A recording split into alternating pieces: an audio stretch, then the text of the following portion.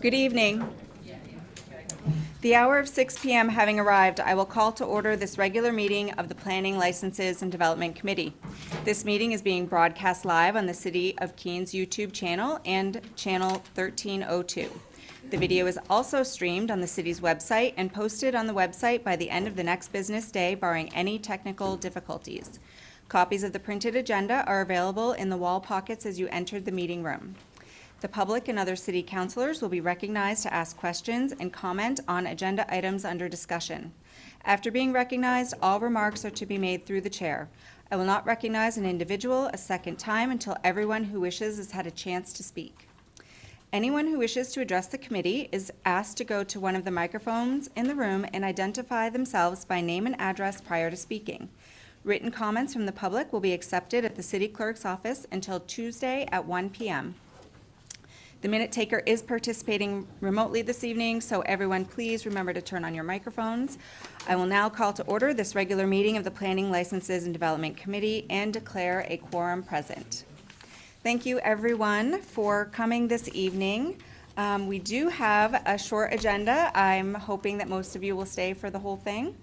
We're going to jump right into our first item, which is a direct referral to committee on behalf of Bubba Street Noodle and Bars, request for permission to serve alcohol and Sidewalk Cafe.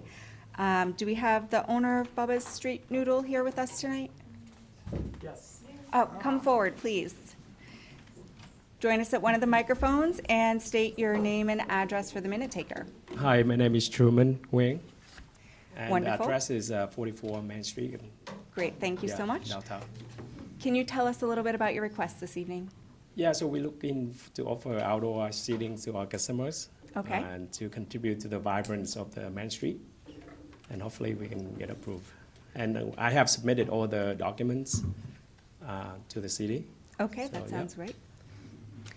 Does anyone have any questions? City manager? Yeah, this license is before you this evening because it is the first time that they are requesting authority to serve alcohol on the Sidewalk Cafe. And if this is approved this evening, future licenses will be approved administratively through the clerk's office. And is this the first time we've had a Sidewalk Cafe at this location? No. No? Okay, wonderful. All right, great. Any comments from the committee? Great, thank you so much. Anyone from the public wishing to comment on this item? Can the volume be turned up? Okay, thank you. No one from the public? All right, I would be open for a motion. Thank you. Congratulations on your new restaurant. Looking Thank forward you. to checking it out.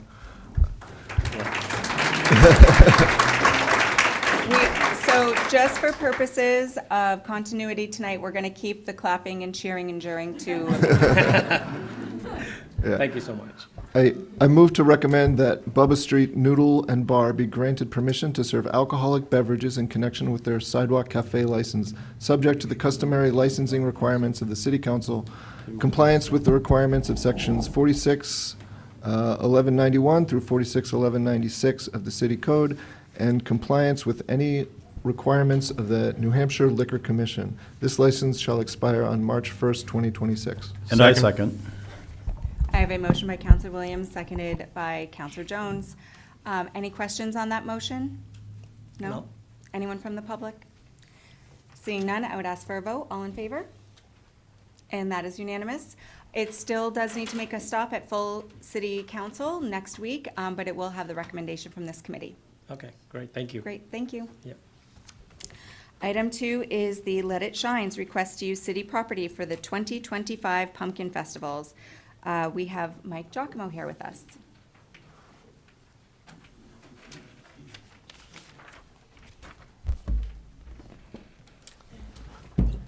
Hello, Mike Giacomo, 615 Hurricane in Keene.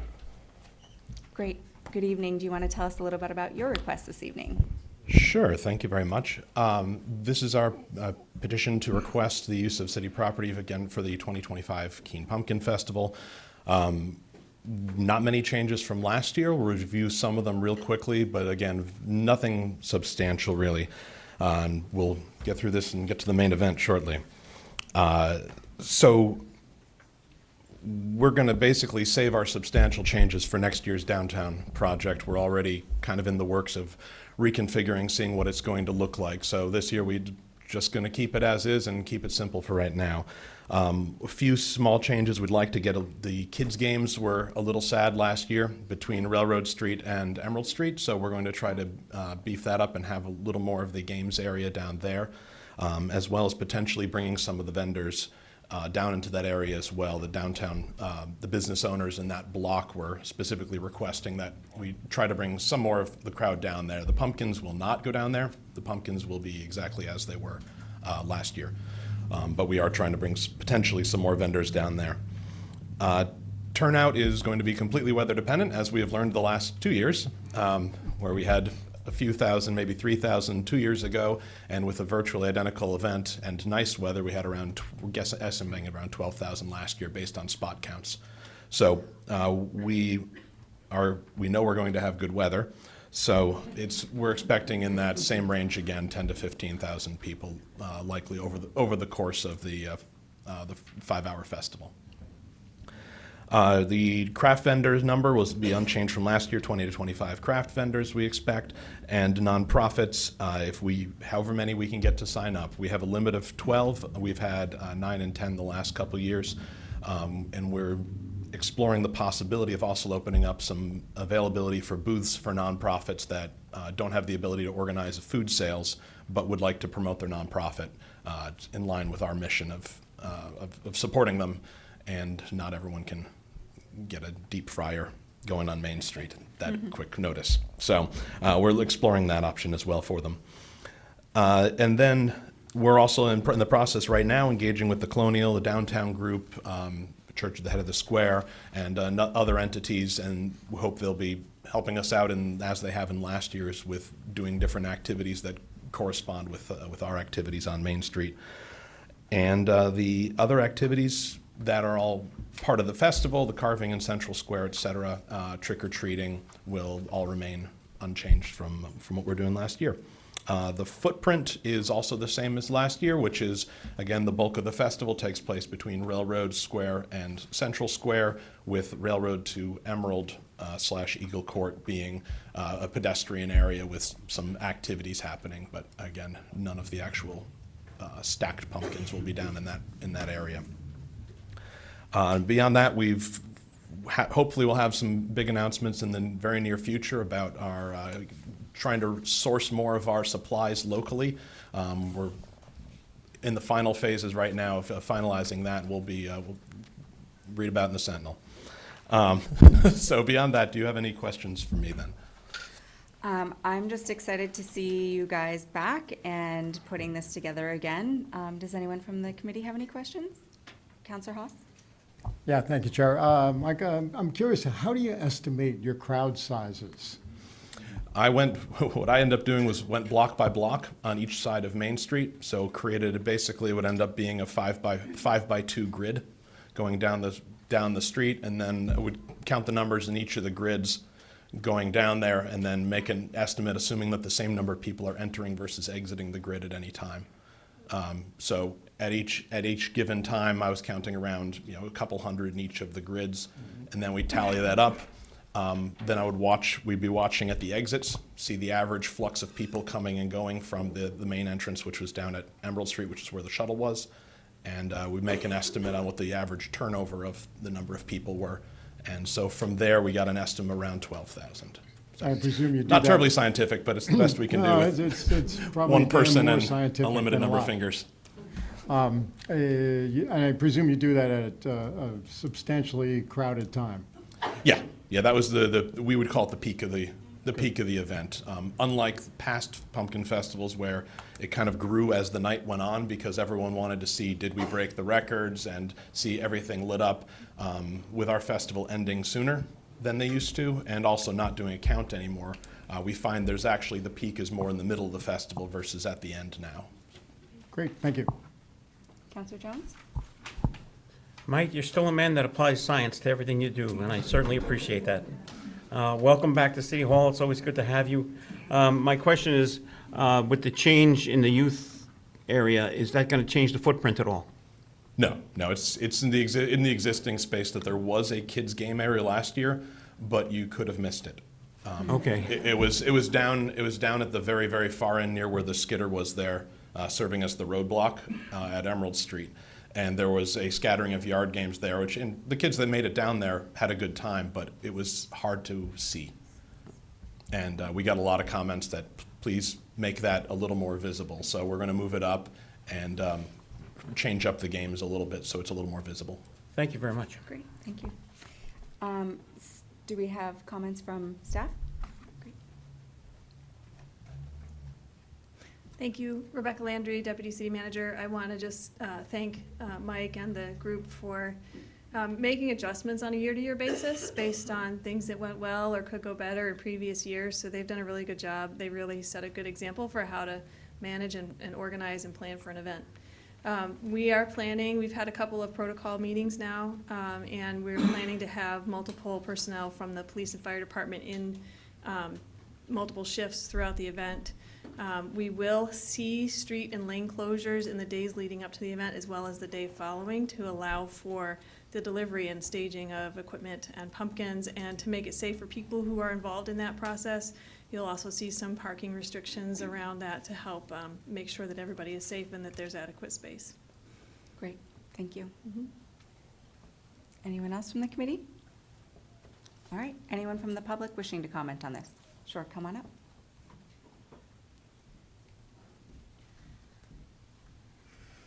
Thank you. I'm really excited about, Laura Tobin, Center Street. I'm really excited about this festival this year. I know that it's been great in the past, and I look forward to going to it every year. One just sort of feedback I kind of want to offer was the farmers market. Last year they felt like they were excluded and not really a part of it, and also that people didn't know that they were open. So it would be great if they could just, if you could coordinate with that and work that out. Wonderful, thank you for your comment. Thank you.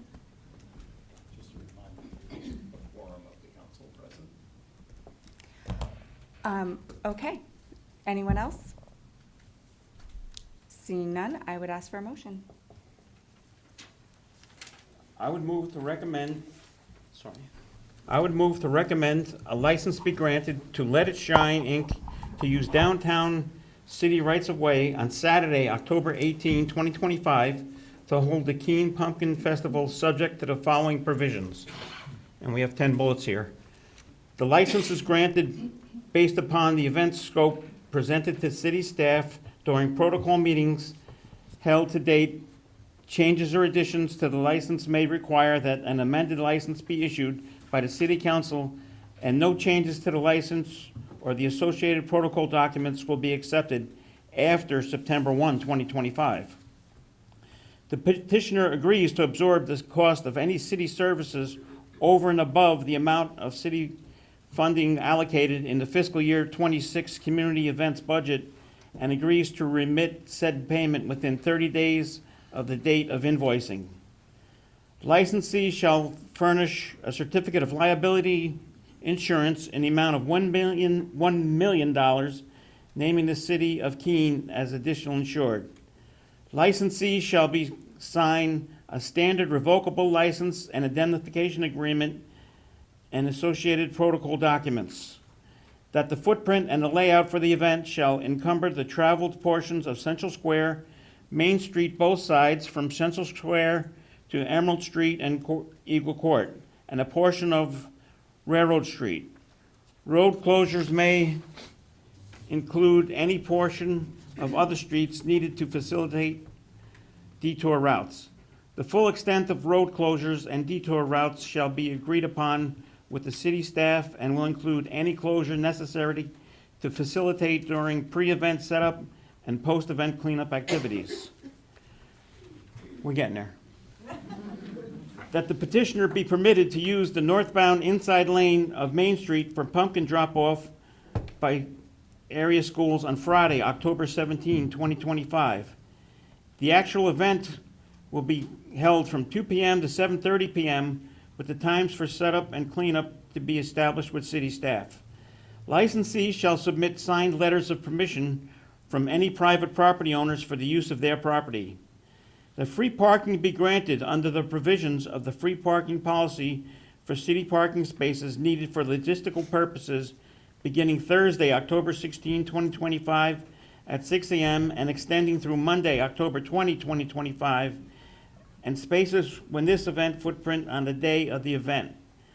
And the license is granted subject to obtainment of any necessary licenses or permits and compliances with all laws and compliances with any recommendations of city staff. Do I have a second? Do I have a Please. second? I have a motion by Counselor Jones, seconded by Counselor Madison. Any questions on that motion? I know there are a lot of parts in there. Nothing for me. Okay, great. Anyone from the public? Seeing none, I would ask for a vote. All in favor? And that is unanimous.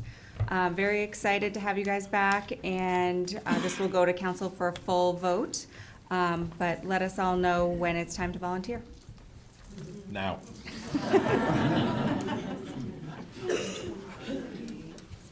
Okay, 23. Okay. Okay, so this is our last item on our agenda tonight. Before we get to it directly, I'm going to read a statement that I prepared. I know that we have several people here tonight wishing to speak on the next item on our agenda.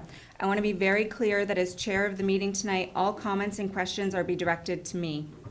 I will not be tolerating any disrespectful comments, whether aimed at opposing groups, city departments, city council members, neighbors, or anyone else.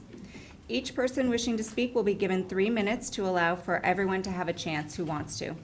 Councillor Madison on the end here will be keeping time for this evening. He will hold up a yellow card at 2 minutes and 30 seconds. This is a reminder to wrap up your final thoughts, and at the end of your time, he will hold up a red card. I will ask that you finish your thought and let the next person come up to speak. If there are disturbances in the room this evening, I will be giving you an initial reminder at the first disruption or outburst, and if it happens a second time, there will be a second reminder. If it happens a third time by the same person, you will be asked to leave the room. If you refuse to leave, we will recess and you will be escorted out. Again, please be reminded that we are all neighbors in this room tonight. We should be treating each other as we want to be treated. And I'm going to hold you all to that this evening. I think we've got a very good conversation that we can have here. And our third item on our agenda is the Keene Pride's request to designate Keene a sanctuary city for the LGBTQIA+ community. I think we have Adam Topfer here to speak on his request. Hello, everyone. So I've just got a short statement here. My name is Adam Topfer. I am the founder and board president of Keene Pride. I'm a downtown Keene business owner. And my address is in the downtown Keene area, but for safety concerns, I would rather not share my exact address in this public forum, and I hope you can understand why. That's fine. Thank you. I was raised from birth right here in Keene, right on Court Street, about half a mile from where we're sitting right now. Growing up as a young gay kid in a small city definitely has its challenges. Many of us in the broader LGBTQ+ community across the nation are bullied. Some of us are bullied to the point of suicide. Sometimes we are violently attacked, and on many occasions our community members have been murdered just for being who they are. While violence against the LGBTQ+ community here in Keene has been extremely low, we still walk with that fear every day. I did what many young gay kids from a small city do once they turn 18. I got out. You go where your community is, where there are more people like you, where you can find your chosen family. I chose New York City, and I stayed there for 16 years, where I met some of the most amazing people I've ever met in my life. In the middle of the pandemic, I moved back to my hometown, and when I got here, I noticed that there were queer people everywhere, and I mean everywhere. I would go to the gas station, the post office, the DMV, the library, coffee shops, restaurants, literally everywhere in town, and I would meet new LGBTQ plus individuals. There is a huge community of queer people here, but I noticed there were few ways for them to come together, and that's when we created Keene Pride. Keene Pride set out to create fun, educational, community building, some family-friendly, some not, programming for the LGBTQ plus community and its allies. And it was after we started building Keene Pride, that I met the next group of incredible people in my life. And I didn't even have to leave the city to find them. We produce 20 to 30 events per year, and it all culminates with Keene Pride Week and Festival taking place right here in downtown Keene. Upwards of 5,000 community members attend the event, with over 120 vendors, 6 bands, circus acts, drag performances, magicians, children's entertainers, and much more. This festival has grown so much that we can no longer physically fit in Central Square, and this year we'll be expanding down Main Street to Railroad Square so that we can double our footprint. We are one of the few Pride festivals in America that I know of that is not shrinking due to fear and budget cuts, but is expanding due to community support and demand. This is what Keene is. Keene is a progressive city that welcomes everyone and is not afraid to publicly and specifically say to our LGBTQ plus community members that they are safe and welcome here. Now, I'm sure you know there is a counter petition that will be coming across your desk soon that says we are not allowed as a community to say that LGBTQ people are welcome here, because I guess everyone is welcome here. And because everyone is welcome here. Well, what does that even mean? And no one is arguing at all that all people are not welcome in Keene. But if we are all welcome, why are we not allowed to say that LGBTQ people are safe and welcome here? Why aren't we allowed to call out marginalized groups and say, hey, you are safe here, you are welcome? Why are they so afraid of actually just saying that? Many of our community members are very much afraid right now. They are afraid of our president. They are afraid of what's going to happen to them. And many of us no longer feel safe in the country that we call home. Can you just imagine that for a second? Imagine feeling completely unsafe and unstable in your country and in your home and in your community. Imagine having the need to pack an emergency go bag just in case you have to flee your home in the middle of the night. Imagine having to plan your escape to a safe country just in case. This is America. None of us should have to feel this way. And many people think that this is hyperbole and may roll their eyes at me and say this could never happen here. But this has happened here. It wasn't long ago that internment camps were set up for Japanese Americans, and thousands of Japanese citizens were taken from their homes and housed in camps just because of who they are. It also happened not too long ago in Europe, where Jews and LGBTQ people and other minorities were rounded up and thrown into camps and executed. I'm not saying this to scare anyone. I'm saying this because this is the truth. These things have happened, and these atrocities can happen again. As you might know, ICE now has a budget of $170 billion. They just went from $8 billion a few weeks ago to $170 billion now.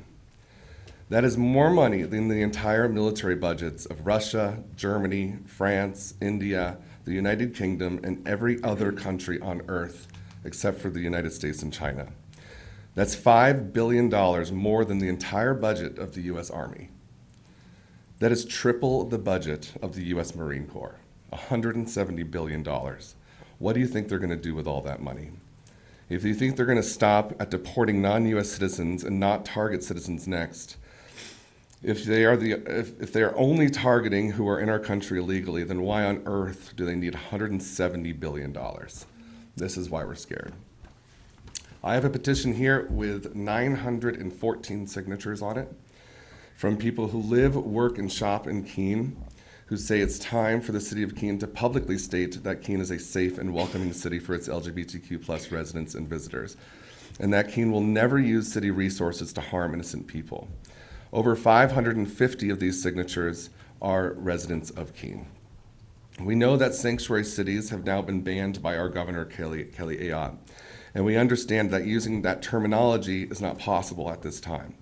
So we are asking the City Council to publicly declare that Keene is a safe and welcoming city for the LGBTQ community, that being LGBTQ plus is never a crime, and that the City of Keene will never use its resources on their own or in conjunction with the federal or state government in the unjust search and seizure and harassment of LGBTQ plus people.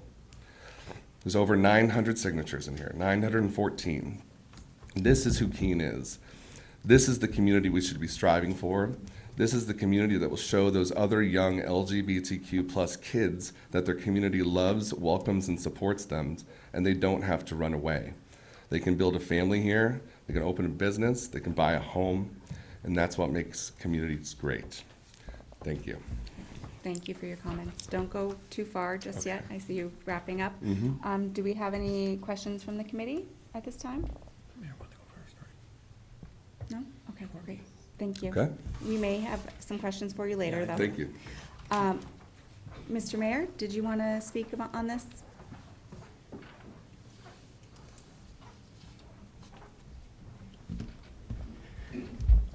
Thank you, Madam Chair, and thank you to the citizens of Keene who are here tonight in their interests. It's a good turnout, and this is, may your next meeting be just as robust.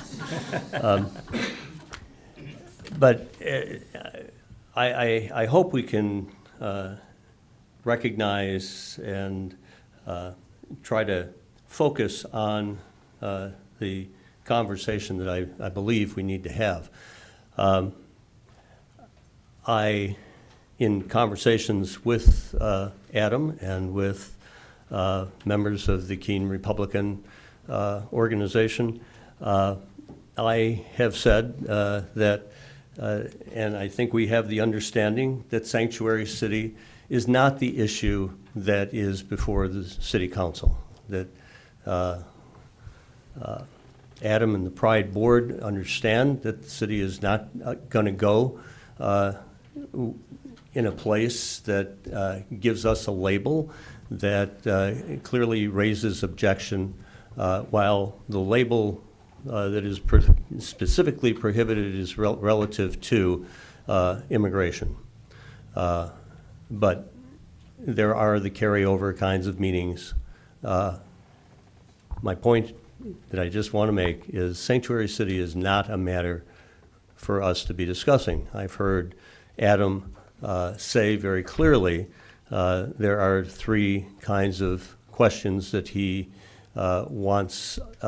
thinks in a declaration would be important, and that is a safe and welcoming city, that it is never a crime to be an LGBTQ person, and that we not use resources of the city to harass LGBTQ people. That's a different kind of question, and one that this committee and the council might wish, if somebody was to propose precise wording, we could take up. That precise wording is not before us tonight. The second thing that I hope, I hope that sets a clear expectation for the committee members and for the audience. Sanctuary City is not the issue for us to be focused on tonight. It is are there lived experiences in Keene that help us to better understand the issues that underlie the petition that Mr. Tepfer has brought forward tonight. And so I think those lived experiences in Keene are something that is something we should be understanding as a city council, and deal with those real situations. I know that there are some students who have questioned their sexual identity and sexual orientation and gender identity, who have been bullied and then left their local schools. And they have left them to attend smaller charter schools in this area. This is true. So those are the kinds of lived experiences. If people, if this is something current, if this is something that people believe that the city council has an interest in, bring that forward, and that's worthy of our understanding. Losing rights is a slippery slope. I get that.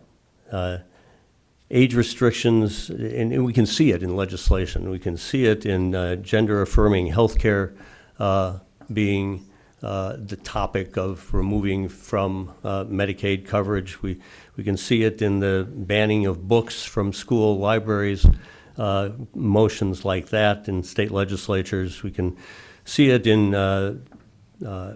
legislation that encourages or permits families to pull students from classes because of the discussion of same-sex relationships. And we can even see it in what's called natural families, where people are challenging the right of same-sex individuals marrying. So I get it. I see these kinds of legislative actions. These are fights that are primarily at federal and state government and courts, where these rights are, in fact, under consideration, and some would say under attack. But our local government has no laws governing the behavior of one group that does not apply to all other groups. So it's not exactly clear what action the city might take in this around proposed legislation that is not on the city's agenda. Perhaps a place to go is to say that we stand against acts of bigotry and hate against any group or individual, which is in fact what the city councilors in 2021 declared in their 2021 welcoming declaration. Perhaps we can do no better than to reaffirm that commitment. I couldn't come to this meeting, given my background, and without thinking of Martin Niemöller. Martin Niemöller was a prominent Lutheran priest in Germany who was imprisoned during his time by Nazi rule. He regained his voice and public ability to speak when the war ended. And he said, first they came for the socialists, and I did not speak out because I was not a socialist. Then they came for trade unionists, and I did not speak out because I was not a trade unionist. Then they came for Jews, and I did not speak out because I was not a Jew. And then they came for me. And there was no one left to speak for me. If we have local issues, we should not wait until it's too late to face them together as a Keene community. Thank you. Thank you. We had everyone who wished to speak this evening complete a comment card with our clerk on the way into the room this evening, and I have those here with me. Oh, we have one more person downstairs? Okay, great, thank you. Did I get a card from that person? I'll check. Okay. We have about 10 people downstairs watching, one of which wants to speak. Okay, great. So we have an overflow, and the process for us with overflow is the clerk is here, and she is going to keep an eye on our pattern when we've had people who've had a chance to speak that wish to, and there's availability. She will be bringing people up from the overflow area to be able to continue to hear comment. But I'm going to go through these cards as I received them and allow individuals to come up. I might have some struggle with some handwriting, but when I call your name, please come up to the microphone, identify your name and where you're from, and then you can speak to your comments. Please do try to keep them brief. Councilor Jones, did you want to add something? Yes, I wanted to let the mayor speak first Okay, before I great. spoke. But I'm somewhat at a disadvantage here. I'm a straight, white, married, Christian-raised, working-class male. I don't know what it's like to have that target on my back that most people do. And I want to say that I had the fortunate ability, the mayor and I were invited to attend a meeting of Keene Pride, and it was a true learning experience. And I thank you for that. And when we spoke with Keene Pride, among the things we did talk about was the sanctuary city part of it. And I did say it to the group then, I says, I can't support the sanctuary city part. I said, I don't think it's the right time for that, and I don't think it's the right thing to go about and do right now. I did explain the number of reasons, and I want to say to the committee, you listened to me. And I don't know, you may not agree with me, but you listened to me, and I want to thank you for that. And then you gave me your reasons, and I listened to you, and you did have some very good reasons, but I still don't think Sanctuary City was the right answer to those reasons. I do agree with many of the things that are in your letter presented to the council tonight, and I think there are ways to achieve those goals without doing a sanctuary city. And with that, I'll move on. Thank you. Thank you. Okay, so I'm going to start with my comment cards here. Do we have Jim McConnell?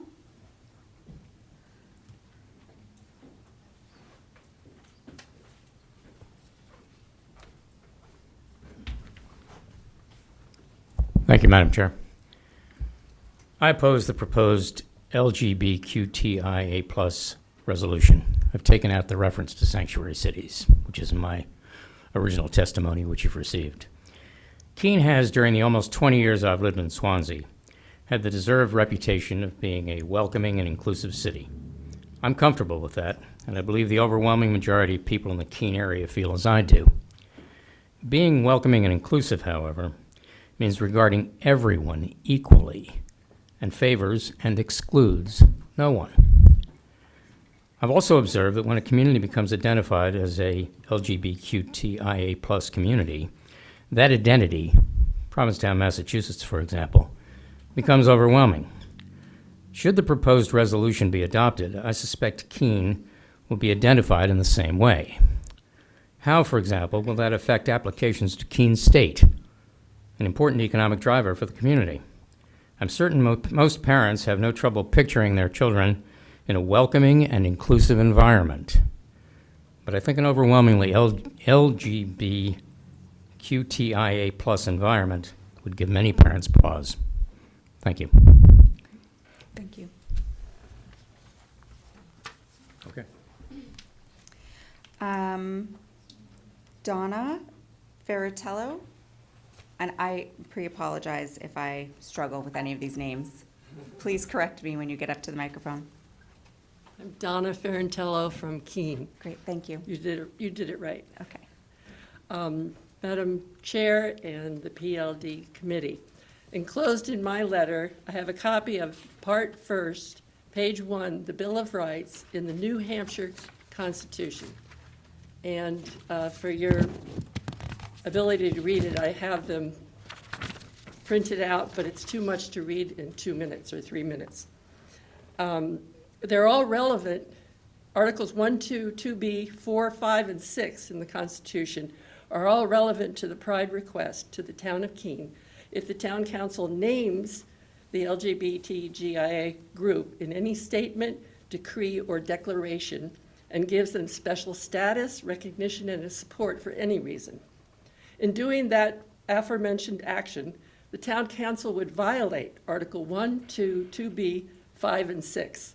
That action would be unconstitutional and thus promote illegalities in the city of Keene. Specifically, from Article 6 on morality and piety, it states, "But no person shall ever be compelled to pay towards the support of the schools of any sect or denomination, and every person, denomination, or sect shall be equally under the protection of the law, and no subordination of any one sect, denomination, or persuasion to another shall ever be established." As concerned citizens, we submit a petition against this unconstitutional action. Thank you. Great. Thank you. Anthony, would you also like to speak? Yes, thank you. Your card was next. Same last name. Yes. Anthony Ferrantello, 84 Woodland Avenue. The city of Keene is being asked to reinforce values of DEI. Diversity, equity, and inclusion sounds benign as a non-discrimination administrative tool, but DEI has been found to be discriminatory and is on its way out, as boardrooms and universities like New Hampshire University are rejecting it because it undermines meritocracy. Those with superior skills are being sidelined by unqualified individuals who meet an identity quota.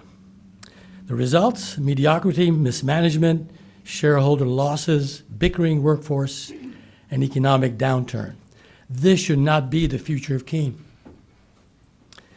To that end, any effort by the City of Keene to honor, create a special category of a protected class, a special safe haven for a special community, sanctuary, or other wording resulting in the same outcome is insulting, divisive, and contradictory to the inclusivity that the City of Keene and the LGBTQ plus community claim to promote. Favoritism breeds divisiveness, so it should not be rewarded and certainly not be irresponsibly sanctioned nor normalized under the aegis of a governing entity such as the City of Keene. The City of Keene should refrain from creating a division in our community.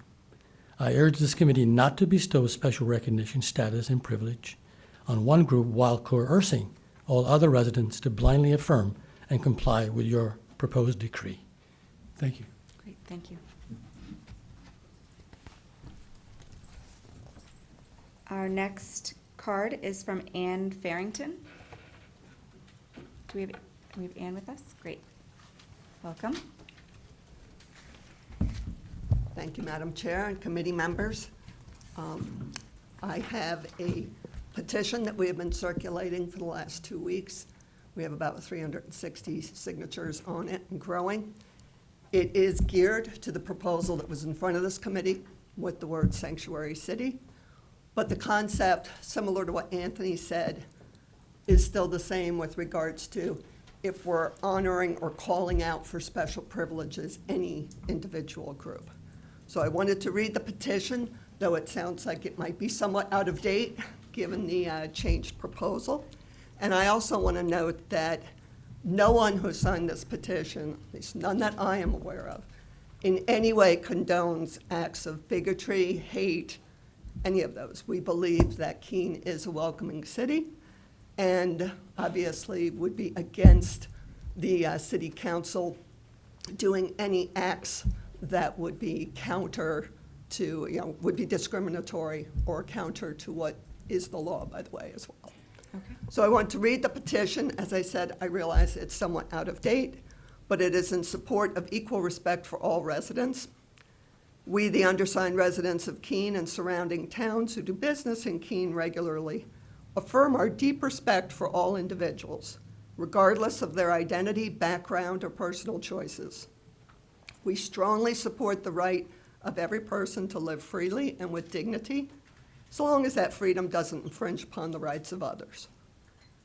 At the same time, we're concerned about the proposal to designate Keene as a sanctuary city for a specific identity group. While we believe this effort's likely rooted in goodwill, we feel that such designations, by elevating one group for special recognition, risk undermining the principle of equal honor and respect for all people.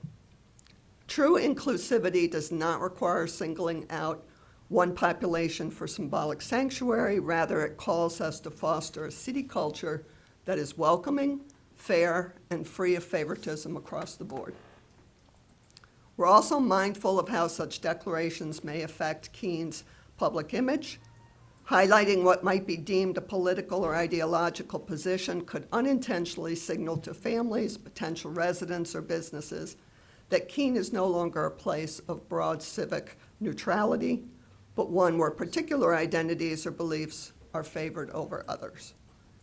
Being a welcoming, inclusive committee means favoring and excluding no one. We urge the City Council to consider these concerns carefully and to prioritize unity, fairness, and balanced representation in all civic actions and policies. Thank you very much for your time. Thank you.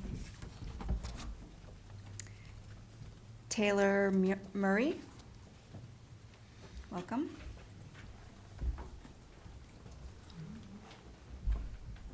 Good evening, Madam Chair, members of the board. Can you please turn on your microphone? It should have a green light when it's, there we Oh, go. It Perfect. says push. I did. Okay, anyway, Madam Chair, members of the committee, board. My name is Taylor Murray, and I live here in Keene. I own a home.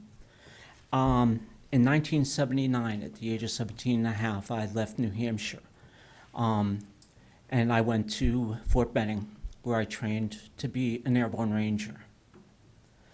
I was sent to Fort Lewis with the 2nd Battalion, the 75th, and I fought for my country. I then left there and I went to Fort Riley, Kansas, where I served with the 1st Infantry Division, and later returned to Fort Lewis, where I finished my tour as a member of an Operational Detachment Alpha with the 1st Special Forces Group. I've seen horrors that you do not want to ever have to see. And I've seen hate, and I have seen intolerance. And I never thought, ever in my wildest dreams, that in 2022, now mind you, this is 43 years later, I signed out of housing on Fort Knox, Kentucky. That's 43 years, folks, of service to my country, not as a truck driver, not as a typist, not as a logistics or control. I served it as a combat soldier, rifle in hand, bayonet fixed to fight. I fought against fascists. I've seen what they've done in other countries, and I am scared. I am absolutely frightened. I hear all kinds of talk about the Constitution, but I hear nobody talking about the equal access under the law. I hear a lot of people talking about fairness, but I remember a few years back, heck, I was barely even a young kid, and we were just coming out of, what was that, separate and equal, part of like the Jim Crow stuff? I hear a lot of talk, people wrapping themselves up in flags and talking a lot of nonsense. We are scared. There are people all over the country who are coming after the LGBT community. I have been refused service here in this state at restaurants. Think about it. I came home, and this is what I meet, and all we are asking is that you folks recognize us as equal members of the community and say, yes, you're protected with us, but not using those words, not saying we are your sanctuary, we'll protect you. What kind of a grateful nation would that be? Thank you. Thank you. David Morrell.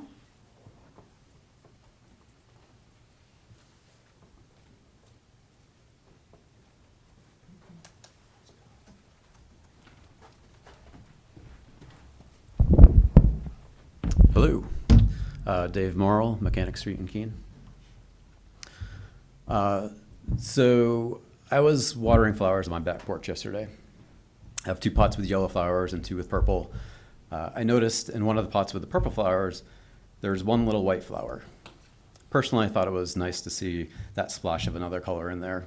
Some folks might just pluck it out because it's different, but I like it, so I'll do what I can to help it grow, for whatever that's worth to you. Anyway, there's a lot of harmful behavior going against marginalized groups going on out there these days, but I don't think that's news to you. I'm not here to debate anyone or change minds that aren't open to learning or loving their neighbor.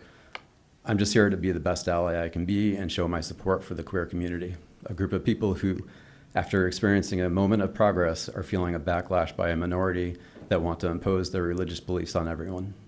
This backlash is harmful at a minimum and often even violent. It is ignored by our federal and state governments right now, at best, and encouraged or even perpetrated by them at worst. As a result, our LGBTQ plus siblings are rightfully afraid for their safety and well-being. I'm going to repeat that for emphasis. Our LGBTQ plus siblings are rightfully afraid for their safety and well-being. In other words, they are being denied a basic human need. I may not be a queer person myself, but I've experienced religious abuse and I've known bullies that want to impose their will on others. As a result, I often feel more comfortable and welcomed in queer spaces and with queer people than I do in spaces designed for and by the in-group of which I am a part. I can only imagine how much truer that is for queer folks. Now, we plow the roads when it snows because that's when we need it. We send firefighters and ambulances. Thank you, I planned that. When people are in crisis because those are the moments in which they are needed. We give chemotherapy to patients with cancer because those are the people that need it. Similarly, there are communities being attacked right now that need protection. I urge the city of Keene to do what it can to help them, or at very least to commit not to adding or aiding in the harm. Thank you. Thank you.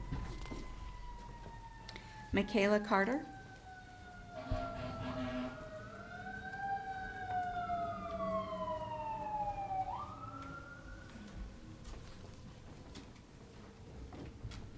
Hello, I'm Michaela Carter, and I live here in Keene, New Hampshire.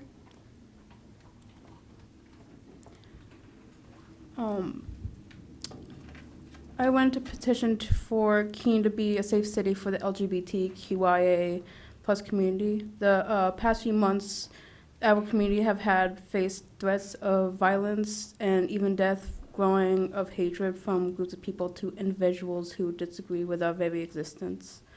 Although this tragedy has been going on for years, with the current political climate, we are facing more discrimination than ever before, especially with recent laws being passed out that are censoring our history and voices of the past generations who have fought for our freedoms today, with but not limited to book bans, bathroom bans, and limiting gender-affirming care. I encourage to please let Keene, New Hampshire be a safe place that we all call home for all of us to feel safe with our friends, our family, and neighbors. Thank you. Thank you. Tom Savastano.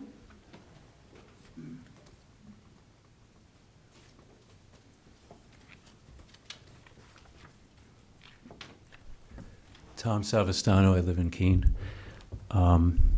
Yeah, I'm expressing my opposition to the petition, the original petition to make Keene a sanctuary city for the LGBT plus group.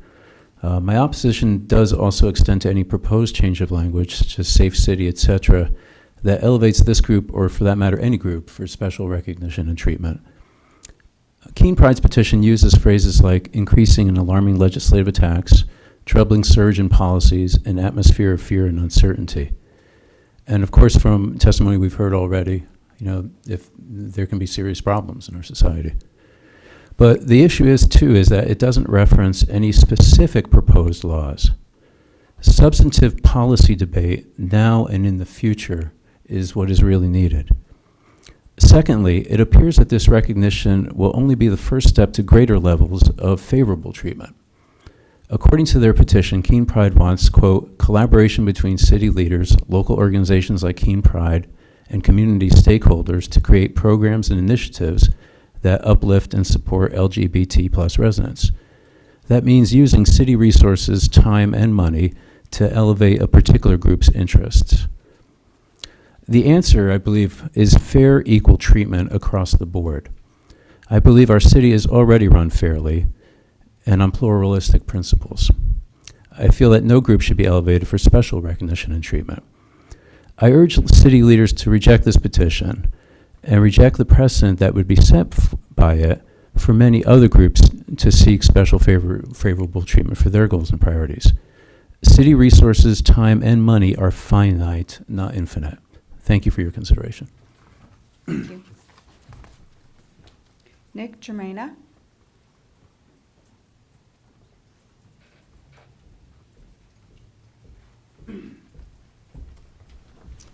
Thank you, Madam Chair. Nick Germaina, Baker Street in Keene. And I want to speak briefly this evening about why I think a petition or a declaration like this is warranted. Let's take a look at the landscape in which we live right now. We have a president of the United States who issued an executive order declaring that there are only two sexes, despite the fact that this is biologically simply not true. With an executive order, he's attempted to erase the existence of hundreds of thousands, maybe millions of Americans.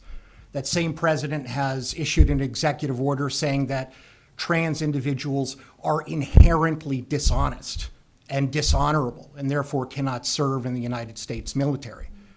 We have a justice on the United States Supreme Court who, in a concurring opinion in the Dobbs case, said that the Supreme Court should go back and rethink the Lawrence v. Texas case. And that's the case where the Supreme Court ruled that laws which make homosexual behavior illegal are unconstitutional. We have a member of the General Court, a fellow colleague of mine in the New Hampshire House of Representatives, who recently suggested that the majority party in Concord revisit New Hampshire's original law respecting same-sex marriage. I see this week after week in Concord, elected officials who stand in the well of the New Hampshire House of Representatives, and they demean, and they diminish, and they dehumanize, and they demonize members of the LGBTQ+ community.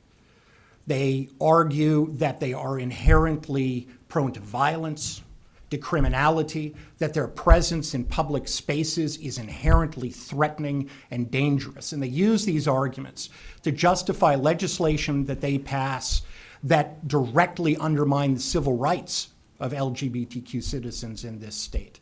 They bar them from participation in some of the same activities that the rest of us take for granted. They bar them from entering into some of the same public spaces that the rest of us take for granted. That argue that we should be able to remove books from school libraries that contain what they consider to be offensive behavior, when we know that the vast majority of challenges to school book material have to do with books that have either characters who are LGBTQ or who are by authors who are LGBTQ. There is absolutely no question that in this country and in the state right now, these members of our community are under attack. It is not hyperbole. They have every reason to fear for their safety.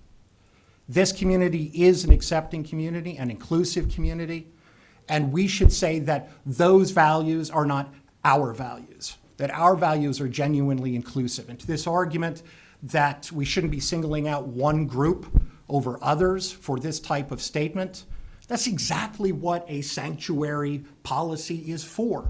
You don't have to extend those kinds of declarations to groups that are not being targeted. If you are being targeted for these types of legislative actions precisely because you belong to these groups, you need a declaration like this. Thank you. Thank you.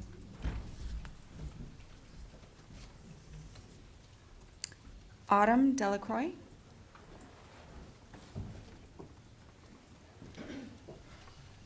Is it on? It is Autumn Delacroix. Delacroix. I'm on Court Street. Thank you. One moment. Can you just pause for me 1 second? Yeah. Is anyone else hearing this really high-pitched ringing? Yes. Is that coming from our AV system? Is that something that, I think we've corrected it? Oh, okay. Are we all set? Yeah. Okay. All All right, I'm set? sorry, we can start over, thank you. All right. I apologize in advance. I wasn't aware of the sanctuary city shenanigans precise wording, so understand that I'm going to use the word sanctuary, and it's a lowercase s vague idea, not a capitalized word that has a very offensive meaning. The city of Keene worries about its future, worries about its population, worries especially about its young workforce and students choosing to leave.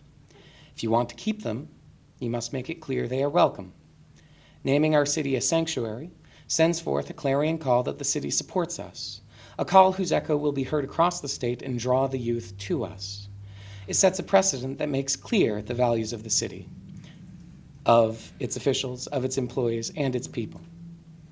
Failing to take this opportunity to become a sanctuary city would likewise make clear a lack of values. In light of the national climate, it is vital to show support rather than alienate this vibrant, politically motivated community. On a more personal note, I want to emphasize perhaps a distinction between equality and equity. There's a little bit of discussion that's been about along the lines of why should we get special somethings?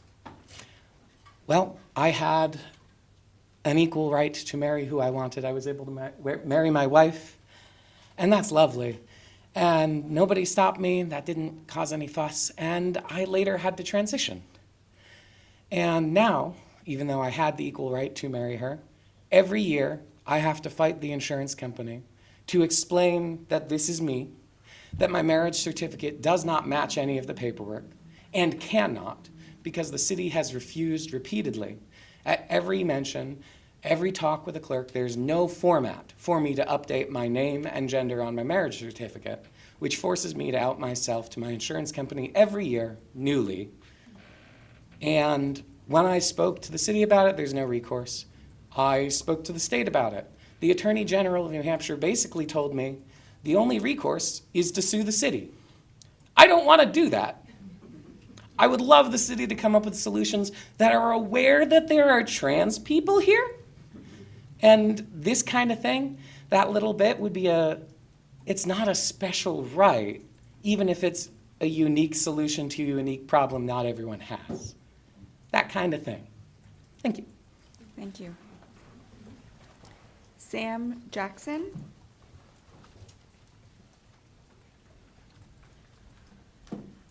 Sam Jackson, Court Street. Again, I was prepared for the Sanctuary City discussion, so forgive me if I'm using that phrasing, but she said it pretty well. There are a lot of young folks that fall into the LGBTQIA+ category or group of people, and this is a really good opportunity to show them just how much we do care in a political climate that at every turn has claimed that they care and then changed their minds at the last moment. If I'm totally honest, I've been considering leaving because I don't feel incredibly safe here. It is safe in a lot of ways, but things change and they change fast. I don't want to lose my family. I need to know that they will be safe and protected. I need to know that people care. And I would rather not have to think about escape routes. Thank you. Thank you.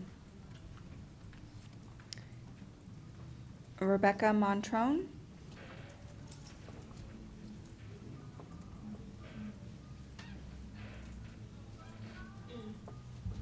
Madam Chair, thank you. Rebecca Montrone, Winter Street, Keene, New Hampshire. I also have a business here in Keene. So again, we're all working off the way the proposal was written by Keene Pride, which was talking about a sanctuary city, and this letter I've already furnished to all of you. Concerns regarding proposed LGBTQ+ sanctuary city designation. Dear members of the Keene City Council, as a longtime resident of Keene and a local business owner, I am writing to share my concerns about the proposal to designate Keene as a sanctuary city for the LGBTQ+ community. First and foremost, I believe everyone in our city, regardless of identity, deserves to live freely, safely, and with respect. This is how I conduct my business and my personal life, and I know many, I would say the vast majority in Keene, feel the same way. That said, this proposed designation raises important questions.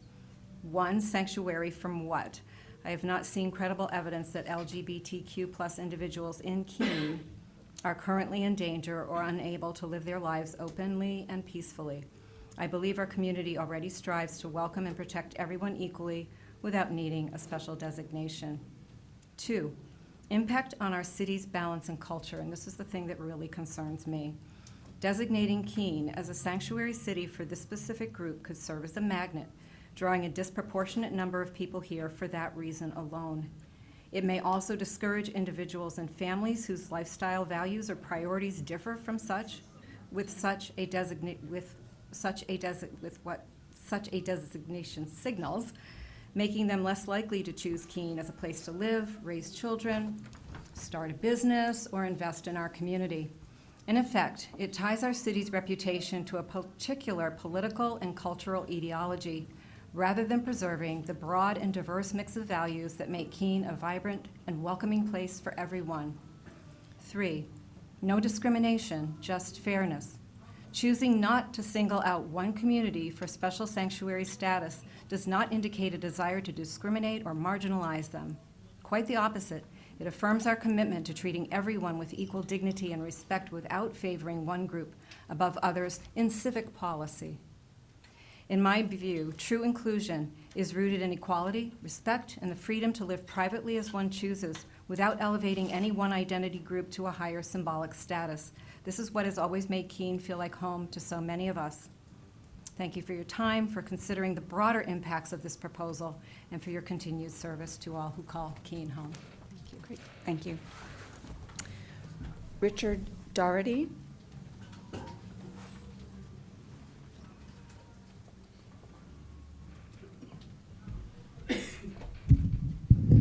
Thanks, Madam Chair. Hi, I'm Richard Doherty, 364 Elm Street.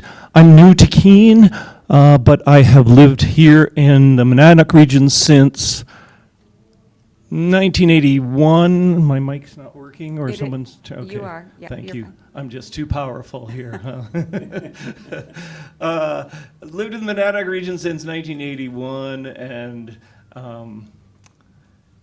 I moved to Keene because I was feeling unsafe in one of the small local towns further out because of the current political climate, and thought, oh, Keene's really accepting and welcoming to queer people, and so, that's the town that I should move to. So, of course, I'm supporting this wording of whatever it may be, because that's basically what my situation was.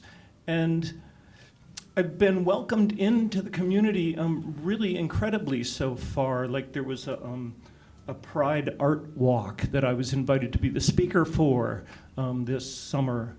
And I also was invited to give my queer life history for the Cheshire County Historical Society, to which they're doing these kind of life histories where people can record their what their story is for LGBTQ plus people. And so it really has been welcoming for me here. So I think that it's a smart move, whatever the wording may be, to have something that at least indicates that, yes, this is a safe place for people to come. On the issue of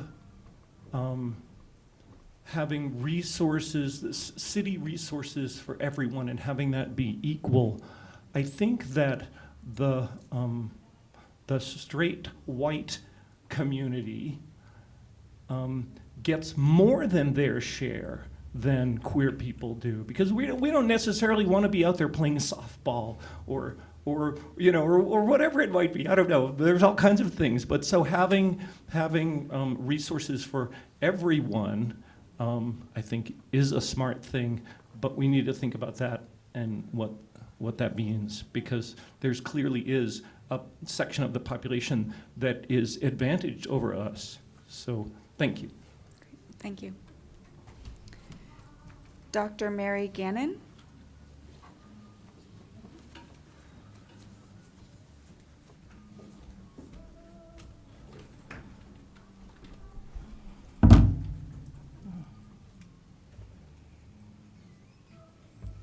Good evening. Dr. Mary Gannon. I reside at 33 Parker Street in Winchester. I'm also a member of the Monadnock Diversity, Equity, Inclusion, and Belonging Coalition. I'm on the steering committee. I am also involved with the NAACP chapter in Windham County in Vermont, and my work over the last 35 years has included supporting initiatives in public education to create safe and welcoming and belonging school cultures. I had a lot of things that I've wanted to say tonight, and as I look at my notes, I realize that they're not as relevant as they might have been 30 minutes ago. Sitting here as someone who identifies as a straight, white, cis individual, I don't live with the fear and the weight or the concerns that many folks have spoken about tonight. I am heartbroken at some of the things that I've heard tonight. And I would agree with many of the comments that were shared earlier about what the culture and climate feels like nationally, but more importantly in our state right now. So I want to appreciate those folks who were speaking to that. One of the things that I'm most concerned about that I think I would like to name that has not been touched upon tonight is that our youth are watching us. And our young people are watching us, our students are watching us. In Winchester, we have many students and young people who are wrestling with their own sense of identity, and they're relying on us as adults who always speak about how much we value diversity and that we think inclusion is a great idea. But when it right comes down to it, in terms of policies or practices, or that it means that any of us might have to feel uncomfortable, then we don't always think diversity is a good idea. So I want to remind us that as we are, and I don't know what the right answers are. Well, I do know what the right answers are, but I don't know what you all will decide, and I don't know what we will reckon with in this community.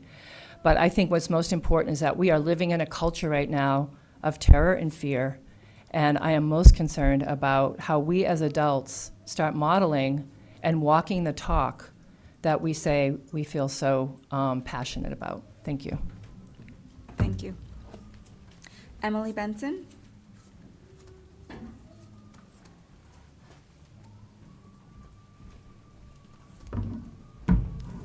Thank you. Emily Benson on Kendall Road here in Keene.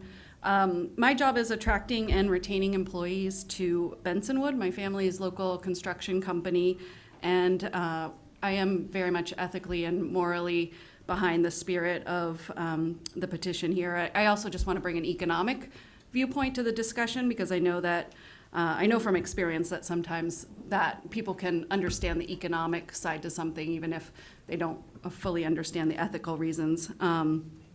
At our company, we have over 100 employees across 15 or so different professions related to construction, and like almost all businesses here, we have a lot of trouble attracting and retaining employees.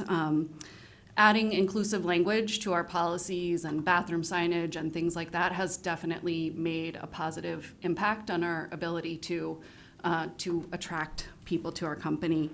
It's greatly helped our recruitment efforts, and I know that some of my coworkers do feel safer having some of that inclusive language around our company. And for some of them who didn't understand, why we added that inclusive language, understanding that, coming to understand that we didn't need to make these changes so that we could attract needed coworkers and help our coworkers feel safe, did help people sort of understand, even if they didn't like maybe new signage or things like that, they could respect that that was helping our company attract coworkers and attract young people with skill sets and talents that we desperately need. And in this job, I'm really concerned about how the recent anti-trans laws in New Hampshire are going to have another kind of effect on our ability to attract and retain talented people, especially LGBTQ folks we already employ now. We lose many employees to Boston, places in Massachusetts. I know many cities, maybe not many, but some towns and cities in Massachusetts are adopting sanctuary city policies or some kind of inclusive language. And I really believe that if Keene can clearly position itself as a community that supports and protects our LGBTQ+ residents, it will send a powerful message that this region is a place where people of all identities can thrive, even as our state is sending a very different message through the bills being passed and the rhetoric we're hearing from our state house. And that could have a very helpful impact on my ability to attract and retain employees. So I just think that this commitment to inclusivity would make a real difference, not just morally, but also practically and economically for building a strong and resilient workforce here in Keene. Thank you. Thank you. Kristen Petricola.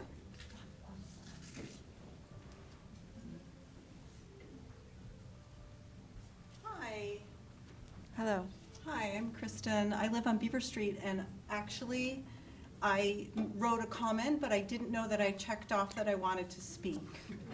It was left blank, so you were added to the speaking group. Would you like me to just have this No, drafted into the I record? just want to say, so many people have said so much, and it's wonderful to be part of a community of thoughtful people who can thoughtfully disagree about something very important. I just want to say I do feel like we have a moral obligation to stand behind marginalized communities that are under attack by the current leader of the ruling political party. And I think we can find a way to do that in our community if we work together, with the notion, as I said, of a moral obligation. Thank you. Thank you. Reverend Elsa Worth?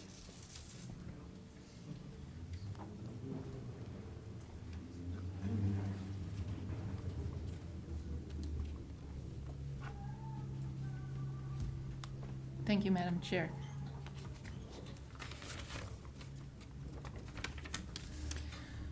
Five months after I was called here to St. James Church, my middle child came out as transgender, and a few months later had died of suicide, tragically. So I and anyone who knows transgender youth know how tenuous life is for them, even in the best of times. The stigma is difficult. And now, 8 years later, I can't imagine what it's like for trans children or their families. And I don't know how many people in the room, particularly who are opposed to this, may have such personal experiences and know that there's actually an organized underground railroad being organized for families to leave states that are hostile toward them and come north. And not to us, not to New Hampshire. We're not a safe place anymore because of the laws we're passing. I've heard a lot tonight about the topic of favoritism. And in my faith, God goes well out of God's way to run toward those who are hurting and marginalized on the edges. And this is not called favoritism. This is called love.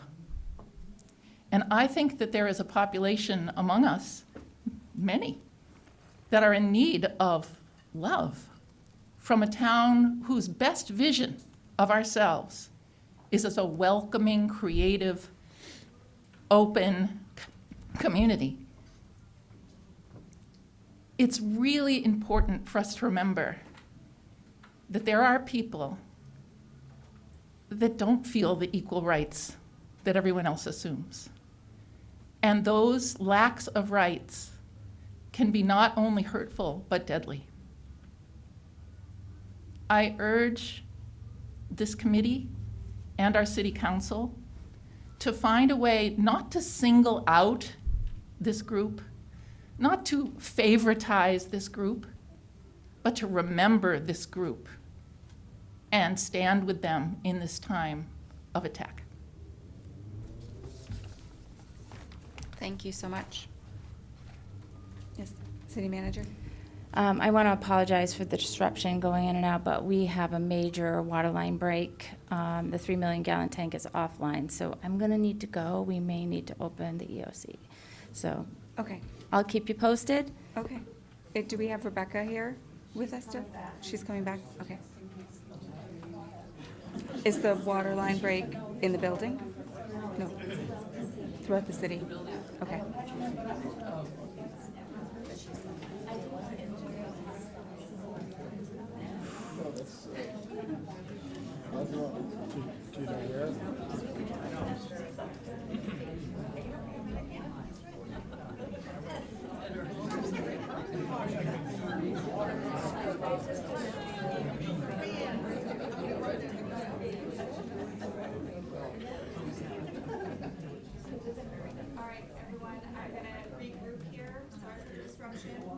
Can you turn on your microphone, please? We're going to regroup here. Sorry for the disruption. There seems to be a significant water line break throughout the city that the city manager needs to be called away for.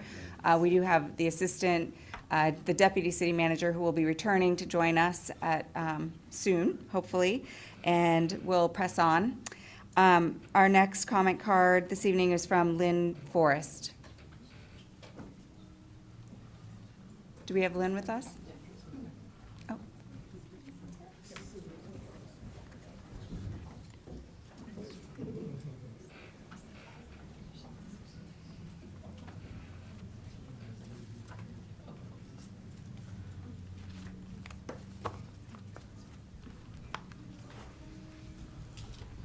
Lord, Madam Chair and members of the commission.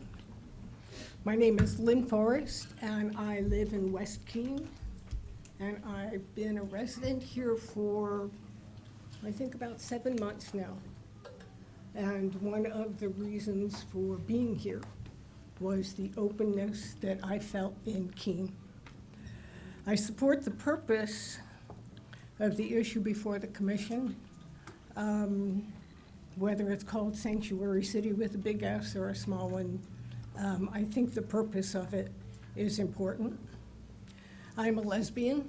I have been a member of the LGBTQ community before it had all the letters at the end. And I am afraid in this current political situation. My daughter is gay. My grandson is black. My second husband is transgender. So we have a whole family of worrying across the United States. They don't all live in Keene. Recognizing the LGBTQIA+ community does not elevate the community, that community above anybody else.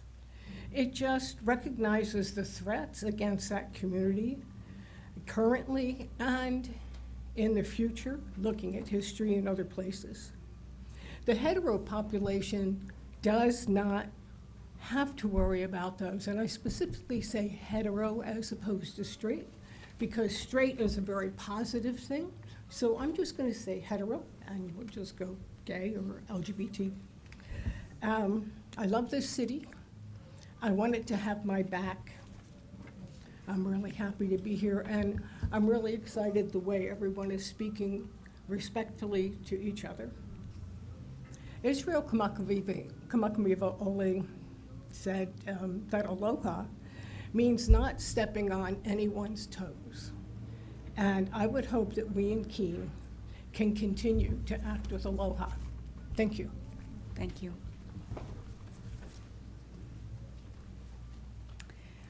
Brian, I can't read your last name from Nelson. Sid? Just Sid? Bronwyn is my name. Oh. Yeah, that's Bronwyn. Bronwyn, thank you. Yes, no problem. Thank you. Thank you, members, for allowing me to be here to speak today. I also mentioned Sanctuary City, so That's fine. excuse that. I'm writing as I'm speaking, sorry, because I sent you all a letter.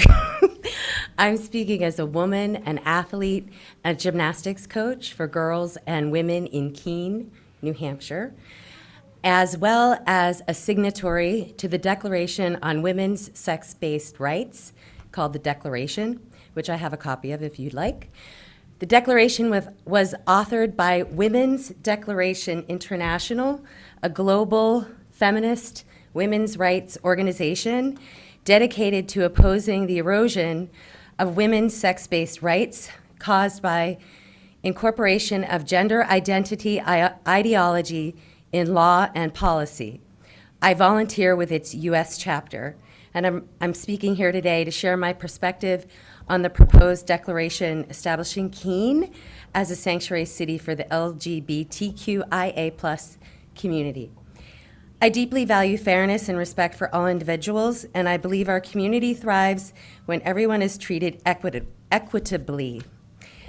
I respectfully suggest that any declaration should honor all people equally rather than focusing on one specific group. Recognizing one group over others can unintentionally make some community members feel overlooked or undervalued. If the council feels a declaration is necessary, I encourage a message that celebrates the diversity and worth of every individual in Keene, fostering unity without elevating one group above others.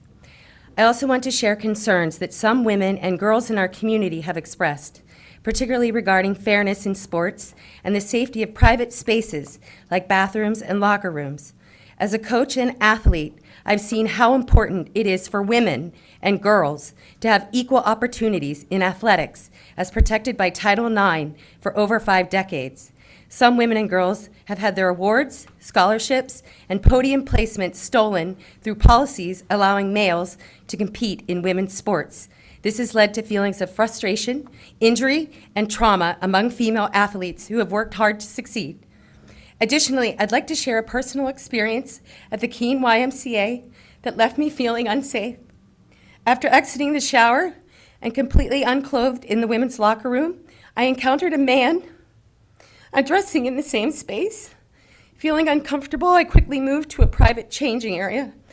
When I inquired at the front desk, I was informed that the YMCA has a community locker room for individuals who identify outside traditional gender categories. But it's unclear why this space wasn't used in this instance. This experience raised concerns for me about the safety and privacy of women in designated spaces, particularly for those who have experienced past trauma. I believe clear policies and consistent enforcement are essential to ensure women's and girls' safety. That's time, ma'am. Sorry. Thank you for considering my perspective. I'm grateful for your commitment to serving our community. Thank you. Our next comment card is Heather Harada. Thank you, you said my name correctly. And I know a lot of people in here, so. I'm actually speaking because I went to school for fashion design, so if anyone appreciates an alternative community, it would definitely be me. Everybody in here pretty much knows me. I'm completely like outgoing, outspoken, and I have never felt like I fit in Keene because of my personality. So I totally get what everybody's saying. I'm specifically here for a higher perspective, being a Sagittarius, for all those that do astrology. I come from the 9th house, so I don't we're honing in on specifics, and yet I just want to bring the higher perspective that I feel there is a spiritual warfare happening in this entire earth right now, and that everyone deserves to have respect. Everyone deserves to feel fit in. I've been targeted by police in this town because I'm blonde. There's no reason to pull me over. They don't pull me over. I just open the door and, good afternoon, ma'am. What are you doing? I'm on my way I'm late for work. You know what I mean? So I have story after story after story. I am here today to just say that if everybody were to have their way, I just don't understand in a tangible way, in a 3D way, how a city can make people feel safe, because I personally feel that's an inside job. So I would like to actually hear how a city could do that, like in steps, because I definitely love all these people behind me. I definitely feel that everybody should feel included in this town. I just don't know what that would look like, you know, step 1, step 2, step 3 kind of thing. So in that mindset, I don't know how local policies could make people feel safe, because I have been through a lot in this town, especially having an alcoholic husband who passed a year ago. I think safety and worthiness is an inside job, not a job that policies can actually create. And so that's why I'm sitting here like the hangman in tarot, upside down, going, how does this work? How do we make people feel safe on the inside when it's like, do you understand what I'm trying to say? Like, I feel like it's an inside job. So how do we make people feel physically safe? I don't know. I don't feel physically safe in this town. No offense to our lovely police guy, but like every time I see a police, I'm paranoid. I come from Nashua, where I'm not paranoid in Nashua, but I'm paranoid in Keene. Right? So I totally get what this community is saying. I'm up here saying, how would that look? What would that look like? I think there's a spiritual warfare happening in this world, and behind it, there's dark and light.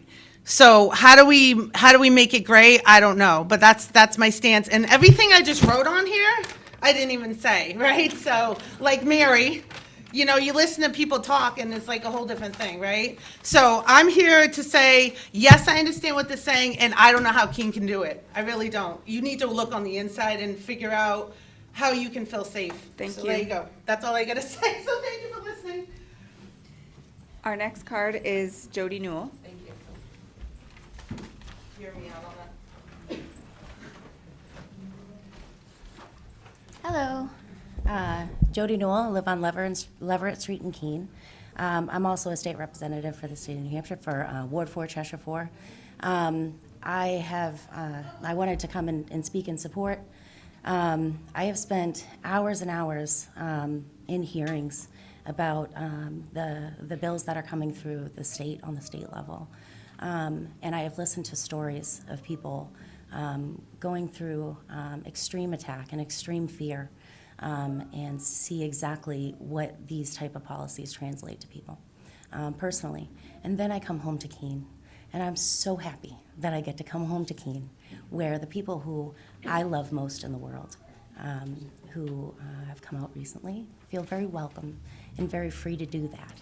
I think that anything that we can do to underscore that safety and protection for them is warranted, and it's needed, and I appreciate it. And also, I'd just like to take this opportunity to thank the Keene Fire Department for, you know, when my house was on fire last year, for not watering the whole city, but actually coming to my house, because it was the one that needed help. Thanks. Thank you. Elijah Zimmer.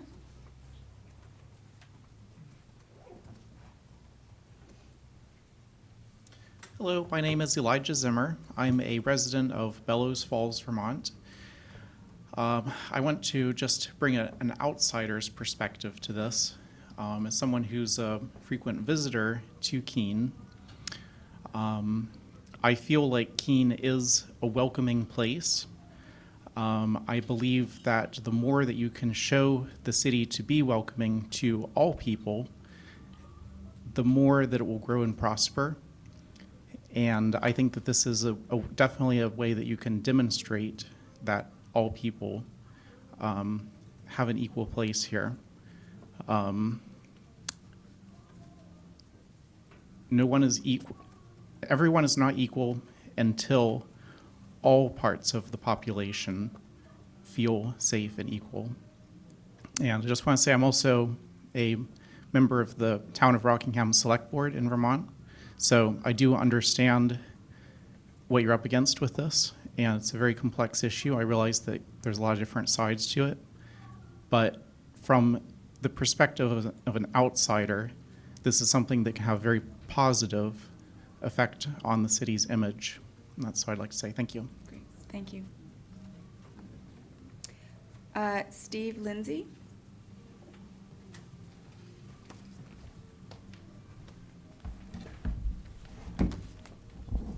Thank you, Madam Chair, Committee, for letting me speak here. Former state rep, I live on Franklin Street. I'm speaking tonight in support of this petition. We are lighting a candle in the darkness by this forthright action. There's a lot of darkness in our world right now, as we see in Washington and Concord. And for vulnerable groups, this is not a good thing. One of my favorite images of Keene is in the fall when we light up Main Street, when we light up our main thoroughfare. And I'm not referring when we used to. I'm not referring to the pumpkins, the world famous Pumpkin Fest. I'm referring to November, when back in the day we used to have tolerance candles for the Crystal Nut service, which we hold. And merchants would display these candles up and down on both sides of Main Street and Central Square. And it was one of the most beautiful things I'd ever seen. And they were making a bold statement against the darkness. And I'd like you to do the same by supporting this. Thank you. Thank you. Jennifer McCauley, who was in lobby, but have you joined us? I have. Okay. I almost stole Jody's seat, but then I found another one.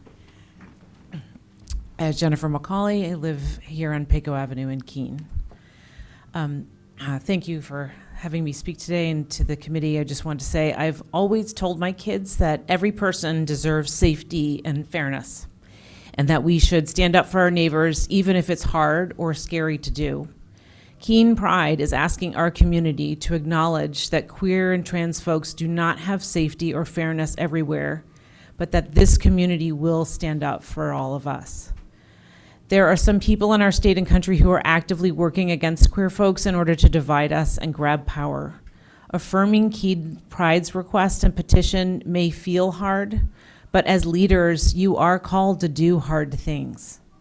And many of us are standing beside you to help you do the right thing. And we're queer, straight, cis, and trans, but we are behind you, ready to do the hard thing. This isn't a petition for special rights at the expense of anyone else in Keene. It's an opportunity to show that Keene won't tolerate any part of our community being bullied or targeted. Thank you. Thank you. John Schmidt. 31 Green Acres Road in Keene. Last time I was here, I was one of the few to discuss religion, and I'll just briefly discuss it again. God destroyed Sodom and Gomorrah. That's history because of the behaviors of this LGBTQ plus movement. That being the case, I don't think we should encourage these people in any way. If you're going to do that, you're going against God. As far as violence is concerned, I've heard some talk here about violence. I haven't seen violence in Keene against any particular group. And I don't see how you could stop that violence if it was real, by any statement you could possibly make. Unless you want to hire a ton of police and put one on every corner. Other than that, you know, the police, they're not there. If there's going to be violence, they'll investigate after the fact. They're not going to stop things. But what I do if I feel I might be in a situation where I need to protect myself is I carry my Glock. And I suggest they do the same thing if they're worried about their safety. The very No name comments from Keene the audience, Pride, please. by the way, the very name Keene Pride is one of the 7 deadly sins. It is the reason. Sit down, please. We've listened to everyone else in the room quietly. It is the reason that Lucifer was thrown out of heaven. It was pride. It was the reason that our original parents, Adam and Eve, in the Garden of Eden, were thrown out of the garden. It was pride. They wanted to be like God. So this group uses pride. They're apparently very proud of their sexual aberrations, or whatever you want to call it. I'm not saying that I'm without sin, don't get me wrong, but I'm not proud of my sins. I'm ashamed of my sins. To use a name like Pride, I mean, that says something right there. As far as kids being bullied in schools, you can't stop that. Kids will be kids. The schools might be able to do something about it. You're not going to stop it by any statement you make. I've heard talk about bigotry and hate. These kind of terms are used to denigrate people that want to speak truth, like myself. They'll say I'm a bigot or I'm hateful. No, I'm not hateful. My religion teaches me from Jesus Christ that I have to love everybody, even my enemies. I don't hate this group. I hate their behaviors because God hates their behaviors. Nature even hates their behaviors. That's time, sir. So that's about all I got to say. Thank you. Thank you. Our last card tonight is Reverend Craig Bryce Meister. Thank you.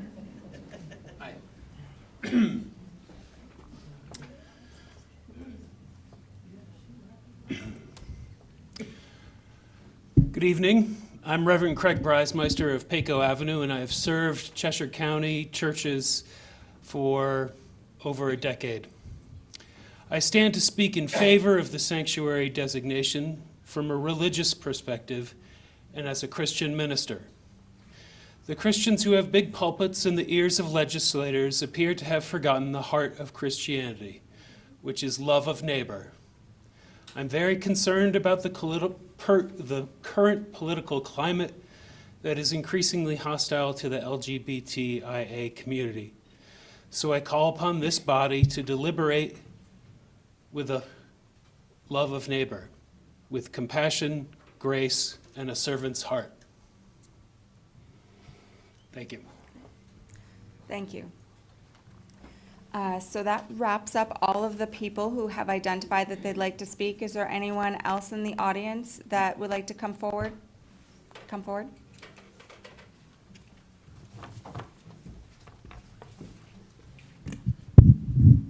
Hello, this is my first time here. My name's Finnegan Jackson. I actually live in Swansea. It's 157 Eaton Road, but I work in Keene. I actually work a lot with several groups of people. So I work with anyone from 2 years old to, I've worked with a 103-year-old. So I work with a huge demographic of people. And in the past 6 months or so, I've had to say goodbye to a lot of the people I knew off of this because they've been afraid of living in this town and in this country.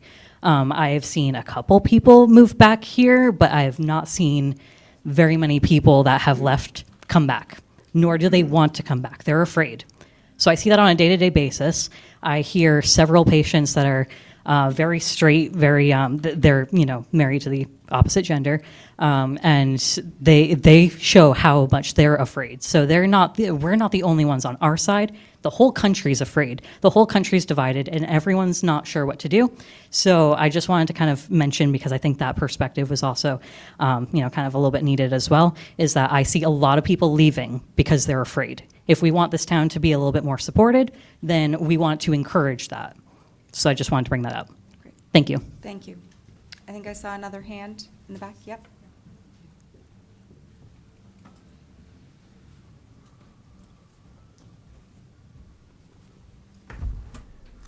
Yes, thank you, Madam Chairman and members. My name is Ann Savastano, and I live on Winter Street in Keene. And I was not planning on saying anything, but obviously there are thoughts that go through your head. And so I'm mainly speaking in response to some of the comments that have been made. And my background and position is I went to a seminary that Billy Graham was on the board of. So it was an evangelical seminary. And that has pretty much remained the background of my own spiritual convictions and morality. But I also, and interestingly, and this informs my perspective now, discovered that I was several times over a direct descendant of William Bradford, the Pilgrim. So I kind of studied all that, and we participated in the 400th anniversary of the Pilgrims and so forth. I really do feel that our Constitution, when it is properly adhered to, is just a remarkable document and gives rights and freedoms even from government overreach that should be respected. And it is based on Judeo-Christian principles, as most of the people that formed it had those. Our law, the body of law in this nation, is primarily based on Judeo-Christian principles.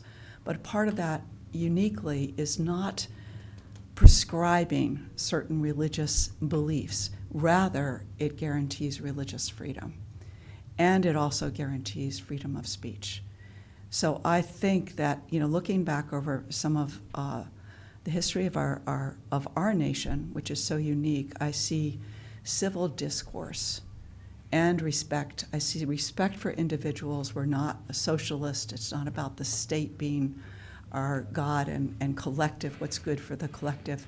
There is a real respect in our nation that has been so missing, even historically in many nations today, for the individual, for individual liberty and rights and respect for the individual. And I'm afraid that some of that is being eroded by the divisions in our nation and our communities between almost cultural divisions, and actually the lack of civil discourse. I mean, as a evangelical Christian, I would, maybe agree with John Schmidt in certain ways, but I don't think there's anything about hammering anyone over the head. Time. And I have to say that needs to be restored. I mean, I don't think that. Ma'am, that's time. Oh, I'm sorry. That's okay, thank you. Okay, thank you. Yes, Mohammed.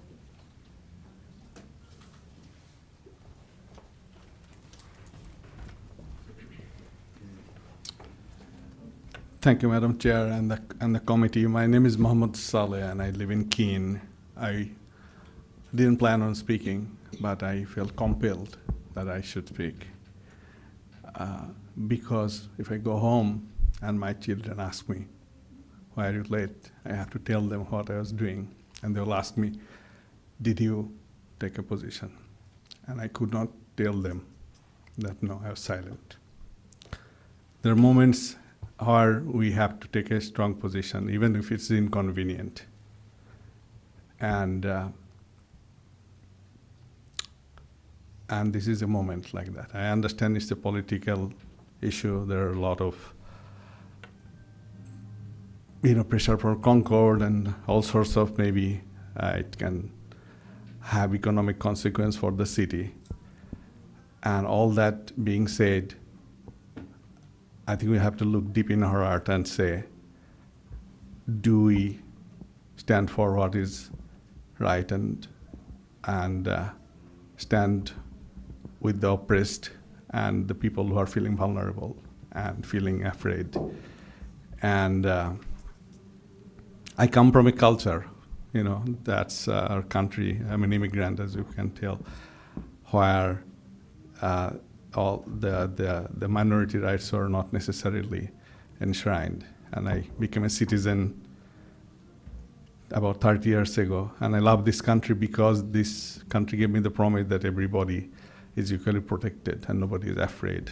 And I love New Hampshire and love Keene because I believe that that Keene in particular is the most welcoming city I've ever lived. I feel that this is my home, more than where I was born. And this is also the city of Jonathan Daniel. And I always remind myself that it's not like any other city. Somebody who gave his life because he stood with the oppressed. So I would like you to consider all that when you vote. Thank you. Thank you. We have one more.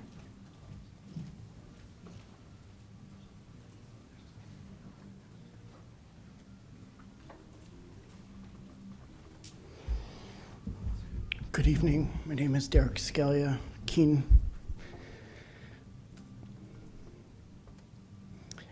I was thinking this past weekend about how far we have grown apart from one another. And tonight we hear the painful stories where our neighbors are telling us that they need to be seen, that there's something deeply troubling happening in our communities, not just here, but throughout New Hampshire, throughout New England, in our country.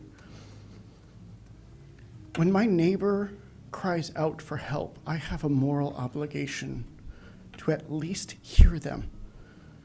When they share their pain and suffering, it is to accompany them.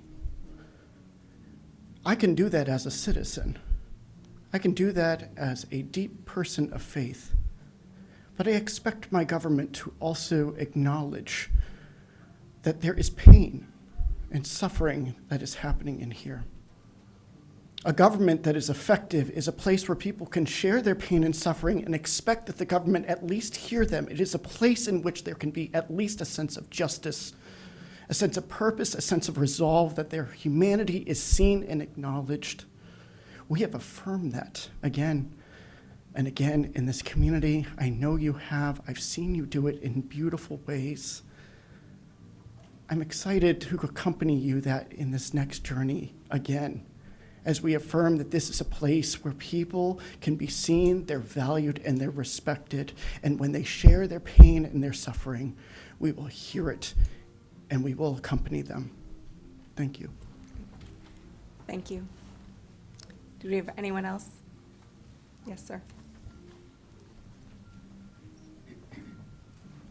So I'm not for theatrics. I'm just going to get really down to the point. I don't know why we're debating the fact that people can't feel safe or have a banner that says that you are safe here. We're not saying that one particular group of people are better or worse. We're saying, hey, these people are scared. Don't be scared. You're welcome here. Love your friends. Love your neighbor. And if we're talking about a religion that's not going to hate everyone, but we are clearly trying to push away a certain group of people, and I think that might be hate. But that's about it. So. Before you leave, can I get your name and address for the minute taker? Oh, yeah. Sorry. My name's Stanley Wood, and I live on Main Street. Great, thank you. Do I see any other hands this evening? One more?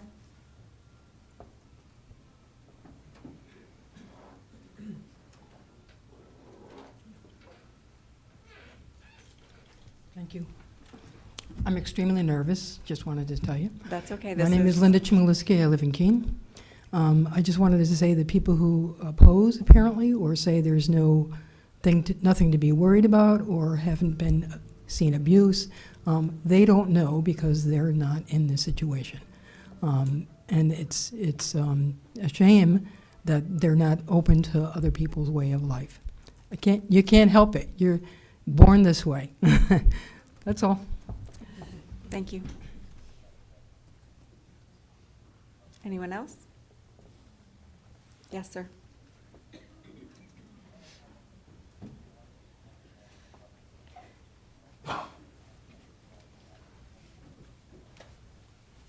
Good evening. Can you hear me okay? Yep. Name and My address. name is please. Patrick Heenahan. I live on East Surrey Road, and I want to thank you for giving me the opportunity, and I won't take 3 minutes.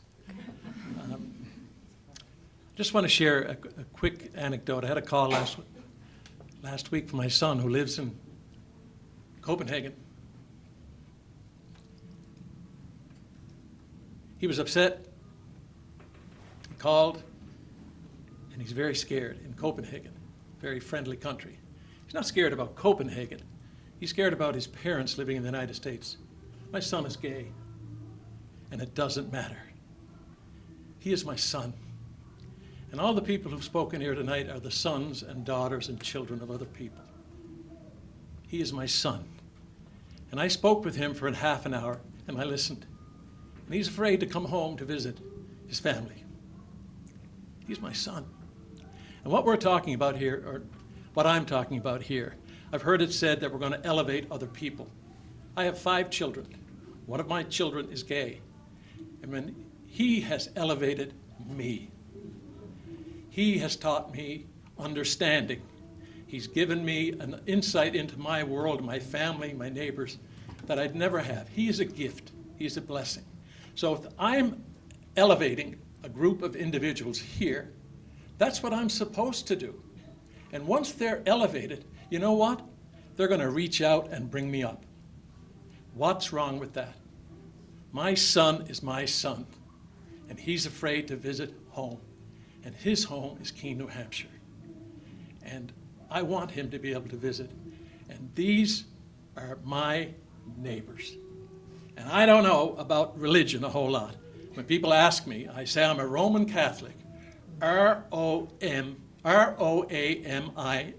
apostrophe, Catholic, small c. I like to roam in whatever faith tradition that teaches love, forgiveness, tolerance, and acceptance. Thank you. Thank you. So we have another hand.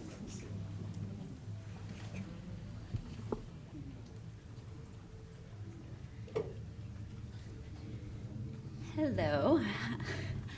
Kat Workman, Colorado Street. I'm going to keep it really brief. I wasn't going to speak tonight. I was going to hold my comments to a later date. But I heard a lot of people asking what they can do.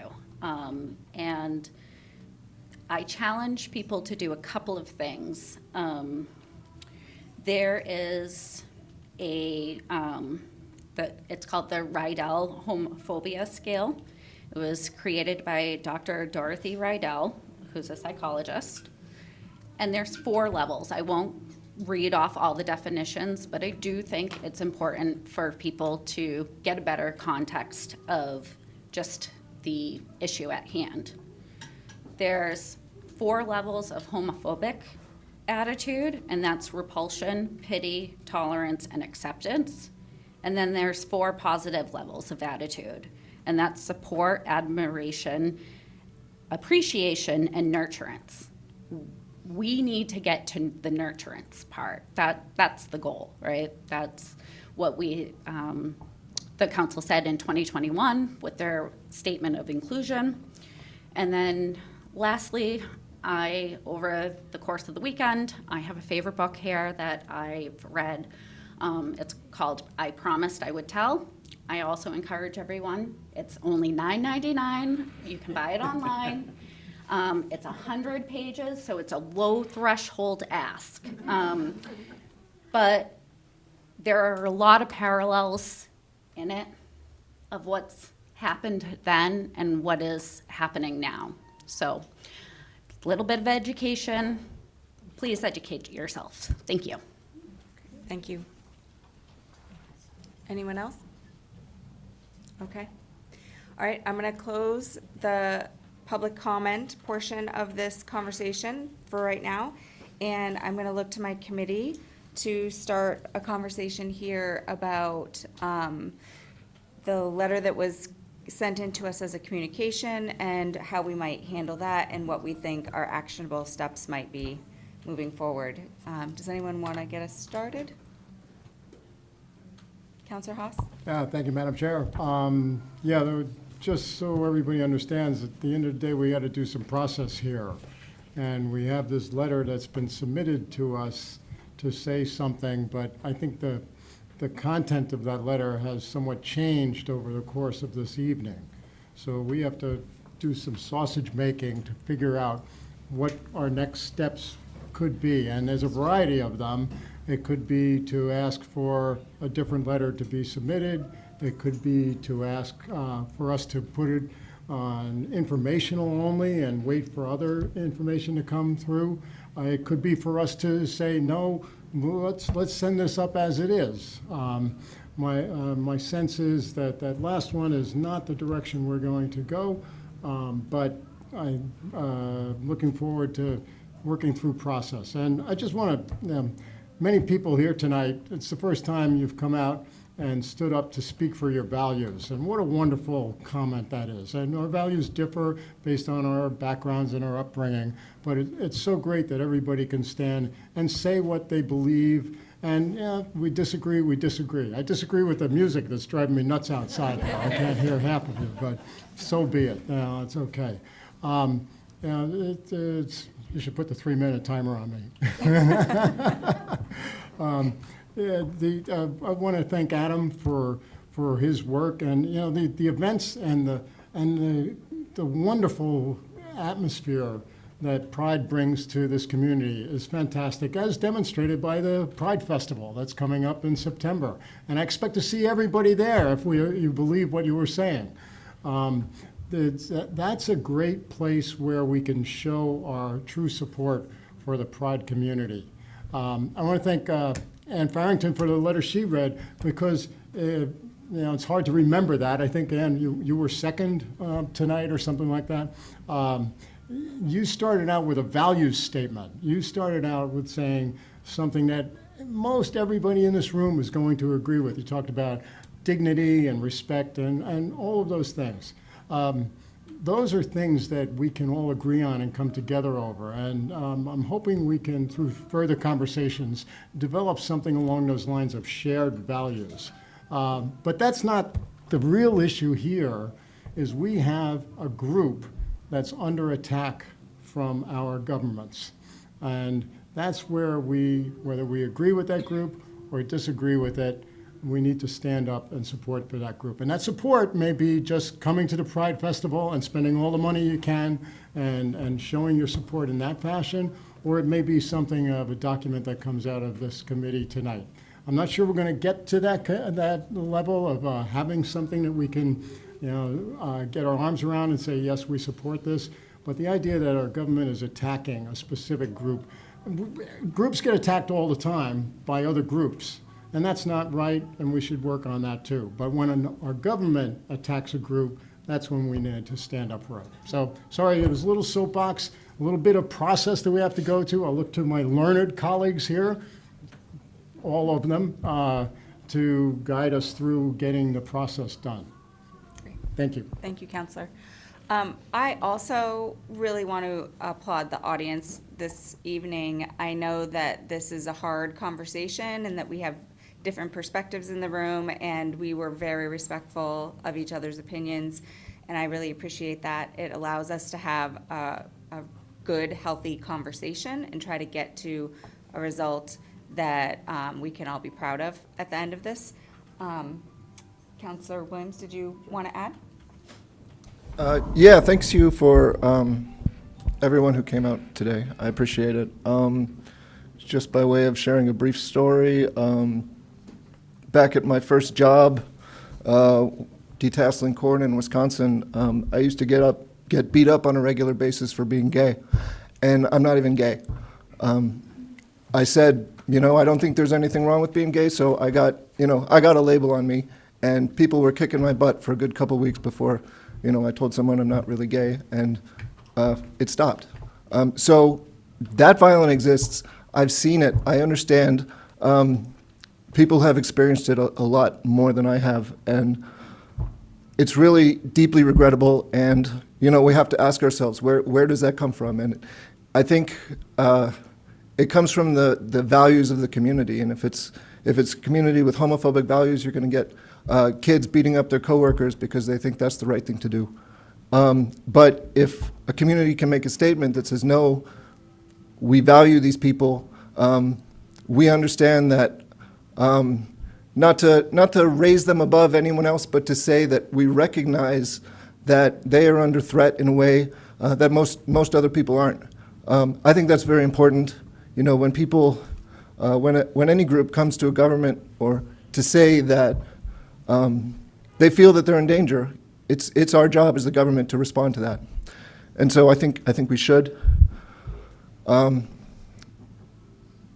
It's a little difficult to figure out how to take all this and put it into one action or a statement or something. But just to go back to what Adam Topher said at the beginning, he raised three points that he would like in a statement, and based on what I managed to type in that quick time, he would like the city to publicly state that Keene is a safe and welcoming community for LGBTQ plus people, that being LGBTQ plus is not a crime, and that the city will not use its resources to harass LGBTQ people. Commit to not aiding in harm. And I think that's kind of the meat of a statement that I would like to workshop a bit and come up with something that is amenable to, my preference would be unanimity on the city council, but at least hopefully a strong majority. And I'm not sure if this is the forum to do it in, so what my thought would be that we refer it to the Human Rights Committee, where they can workshop some language and then bring it back to us, and then we can decide if that's the direction we want to go. So that's my thought. Similarly, I am concerned about trying to write something here this evening. I think it needs to have some careful thought. I really appreciate the opportunity to get to sign on to our original welcoming declaration in 2021. I wish I had it here that I could read it to you. It is downstairs in our lobby. I think everyone should read it on the way out. Counselor, would you mind? Okay. Before the Keene, New Hampshire City Council on the 19th day of August 2021, declaration of the City of Keene, New Hampshire as an inclusive and welcoming city, we, the governing body of Keene, New Hampshire, do hereby declare our pledge to make Keene a city of diversity, equity, and inclusion, We as a city truly welcome people of all colors, creeds, beliefs, lifestyles, nationalities, physical abilities, mental abilities to live, work, play, worship, and shop in our welcoming city. We vow to condemn and never ignore acts of racism, bigotry, oppression, and hatred. We truly believe that diversity, equity, and inclusion makes us stronger. And that was signed by the majority of sitting councilors, by all of the sitting councilors at the time. I think we had one vacancy. And I'm very proud of that statement. I think that there is a possibility that we could write something that would rival that. Declarations don't go away, but we could recreate a welcoming statement or a declaration that we think is modernized. I don't know that this committee is equipped to do it this evening. I do like the suggestion of having it workshop through the Human Rights Committee, or if the Pride Festival folks, the Pride group, would like to use something like that declaration as a basis to return to something for us to consider, I think that would be appropriate. But as far as the document that's in front of us this evening, in order to have a path for it, while we're looking at what actionable steps we can make, I think that accepting that as informational this evening would make sense to me. Councilor Madison? All right, thank you, Madam Chair. Like my colleagues, I would also commend the audience. This was a really civil discussion. Yes. And that doesn't always happen. I'm a straight white guy. I really haven't experienced discrimination in my life, but I absolutely believe the people in the audience who say they have. Like, I hear you, I see you, I believe you. I understand the fear. I get it. I believe it. I believe it's real. And I do believe we as a city do need to reassure that community that they are safe here in Keene. You are welcomed here in Keene. You are home here in Keene. And the city will never use its resources or its power to disenfranchise you or make you feel unsafe. I do feel that right now in this current political climate, we do need to make that statement. We've seen laws at the national level and actions by our president erode Americans' faith in their safety and their own security from their own government. We've seen at the State House in Concord, politicians who rant and rave about live free and die drastically erode that very principle. You know, we in Keene need to take a stand, and I don't know what exactly that's going to look like. So I would kind of agree with the informational or referring it to the Human Rights Committee to wordsmith this and get the actual nuts and bolts of it in a good place. But I think we do need to do something to send a message to this community that you are home. This is your home. You are safe, you are welcomed, you are protected. We're happy to have you here. And if something like this brings more people like Adam, like Sam, like Autumn to this community, then I'm thrilled to see it. Thank you. Thank you. Councilor Jones? I've already spoke, but one last quick, I agree with you that we should accept this as informational, and just to let people know, the process has already started through the Human Rights Committee. The mayor and I have already met with them twice, and they're ready to go and start working on this and get some wording out that can be acceptable by the entire community. So that process has started. And I'm proud to say that we're working on it. Thank you. Great, thank you. Councilor Haas? Yeah, Madam Chair, thank you. Going back to the Human Rights Committee, which is, it's a path for the sausage making that has to happen here. But many folks don't feel welcomed at the Human Rights Committee. So I will ask the Human Rights Committee to make other voices feel welcome in their meetings and their deliberations, which are all open to the public and are posted on the city website on the calendar, so you can find them. Thank Great. you. I have a process question. Can this committee make a recommendation should we make a recommendation to send this communication to the Human Rights Committee? Or should we accept this as informational and ask for a second motion to direct the Human Rights Committee to continue work on language? The latter is a great idea. Two motions? Okay, great, thank you. All right. Are we comfortable with that? I guess I'm just concerned about if we accept it as informational, does that trigger the clause in our bylaws that say we can't bring it up within the calendar year again? And would that block us? We can hear from our attorney, but I would make the assumption that our original communication focused on the word sanctuary and that the new intent letter would be coming out with a slightly different language and that we would be open to hear that. City Attorney, would you agree? Yes, the rule that the counselor is referring to, Section 33, prohibits items of the, quote, identical subject matter to be prohibited in calendar. So if it is identified that this is a petition for sanctuary city designation, but the future communication is different, you should be good. And we can always suspend our rules if we have to.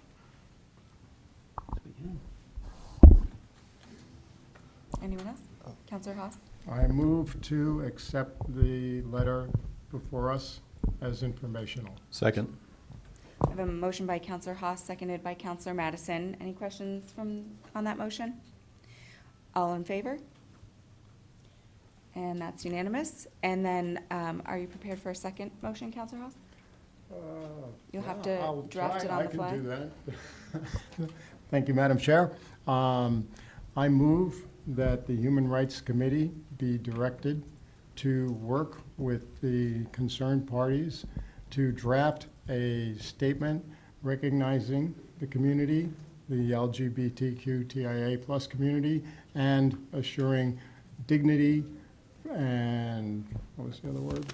I forgot the other word. Respect for all persons and all communities in the city of Keene. Do I have a second? Second. I have a motion by Counselor Haas, seconded by Counselor Madison. Counselor Jones, did you have a comment on that motion? Yeah, I don't know if I like the idea of directing an advisory committee, especially when they're already working on something. We don't, I feel like we're bullying them. They have something good that they're working on. They're working on it. I don't think they need us telling them what to do. These are all volunteers who are working on something special, and I think we should leave this out of it. I do feel like we, as the council, give direction to our committees fairly regularly. We've spoken, as an example, I'm probably not going to get all of the semantics perfect, but we talked at length during the casino ordinance, the charitable gaming ordinance, draft language about whether to include or remove electronic charging stations in the ordinance directly, and as it impacted one group and not the city as a whole, we looked to our Energy and Climate Commission to create proper direction for an individual ordinance for electric charging stations that we could adopt as a citywide. And so I do find that there are times when council does offer input and direction into the committee's movements. My hope would be that they wouldn't look at it as a negative, but that as they have council support to move forward and finding a solution to all of the concern that we heard this evening. Councilor Williams? Yes, I would just concur with what you said, and I think it's valuable to give them a mandate for what they're doing, and that's what I see this is doing. Okay. Anyone else? All right. Seeing no further, Councilor Jones, yes, sorry. This isn't something I'm going to lose sleep over, so That's okay. I'll agree with the committee. All right, I would ask for a vote. All in favor? And that is unanimous. So both of those recommendations will go to full council at the end of next week on Thursday. And if anyone was following along with our agenda this evening, we have a lot of items on more time. Those will be heard at our joint committee meeting. Feel free to come back and join us. It'll probably be equally as hot in the room that evening as well. That's a Monday. And Rebecca Landry, our deputy city manager, did you have something to add? If you're done with this, I just want to give a quick update on how people should get home. Okay, so if everyone just wants to wait 1 second, we mentioned earlier in the evening that there was some sort of water line emergency we seem to be working on. Our deputy city manager is going to give us an update, if you can fill us in. So we'll have more information soon, but right now, there was a water main break. Water pressure was, across Keene was affected due to the impact on the water supply. However, that water supply and the water pressure is now returning. It will take a couple hours for full water pressure to return. Out of an abundance of caution, we are asking people to boil water for the next 24 hours. Okay. And there is a lot of water on Water Street, so I would recommend bypassing Water Street to get wherever you are going from here. Okay. All right, so everyone has a little bit of an update. Please follow along with your local news to hear if there's any updates on that. And thank you all for joining us this evening, and I really appreciate all the input. Our meeting is adjourned.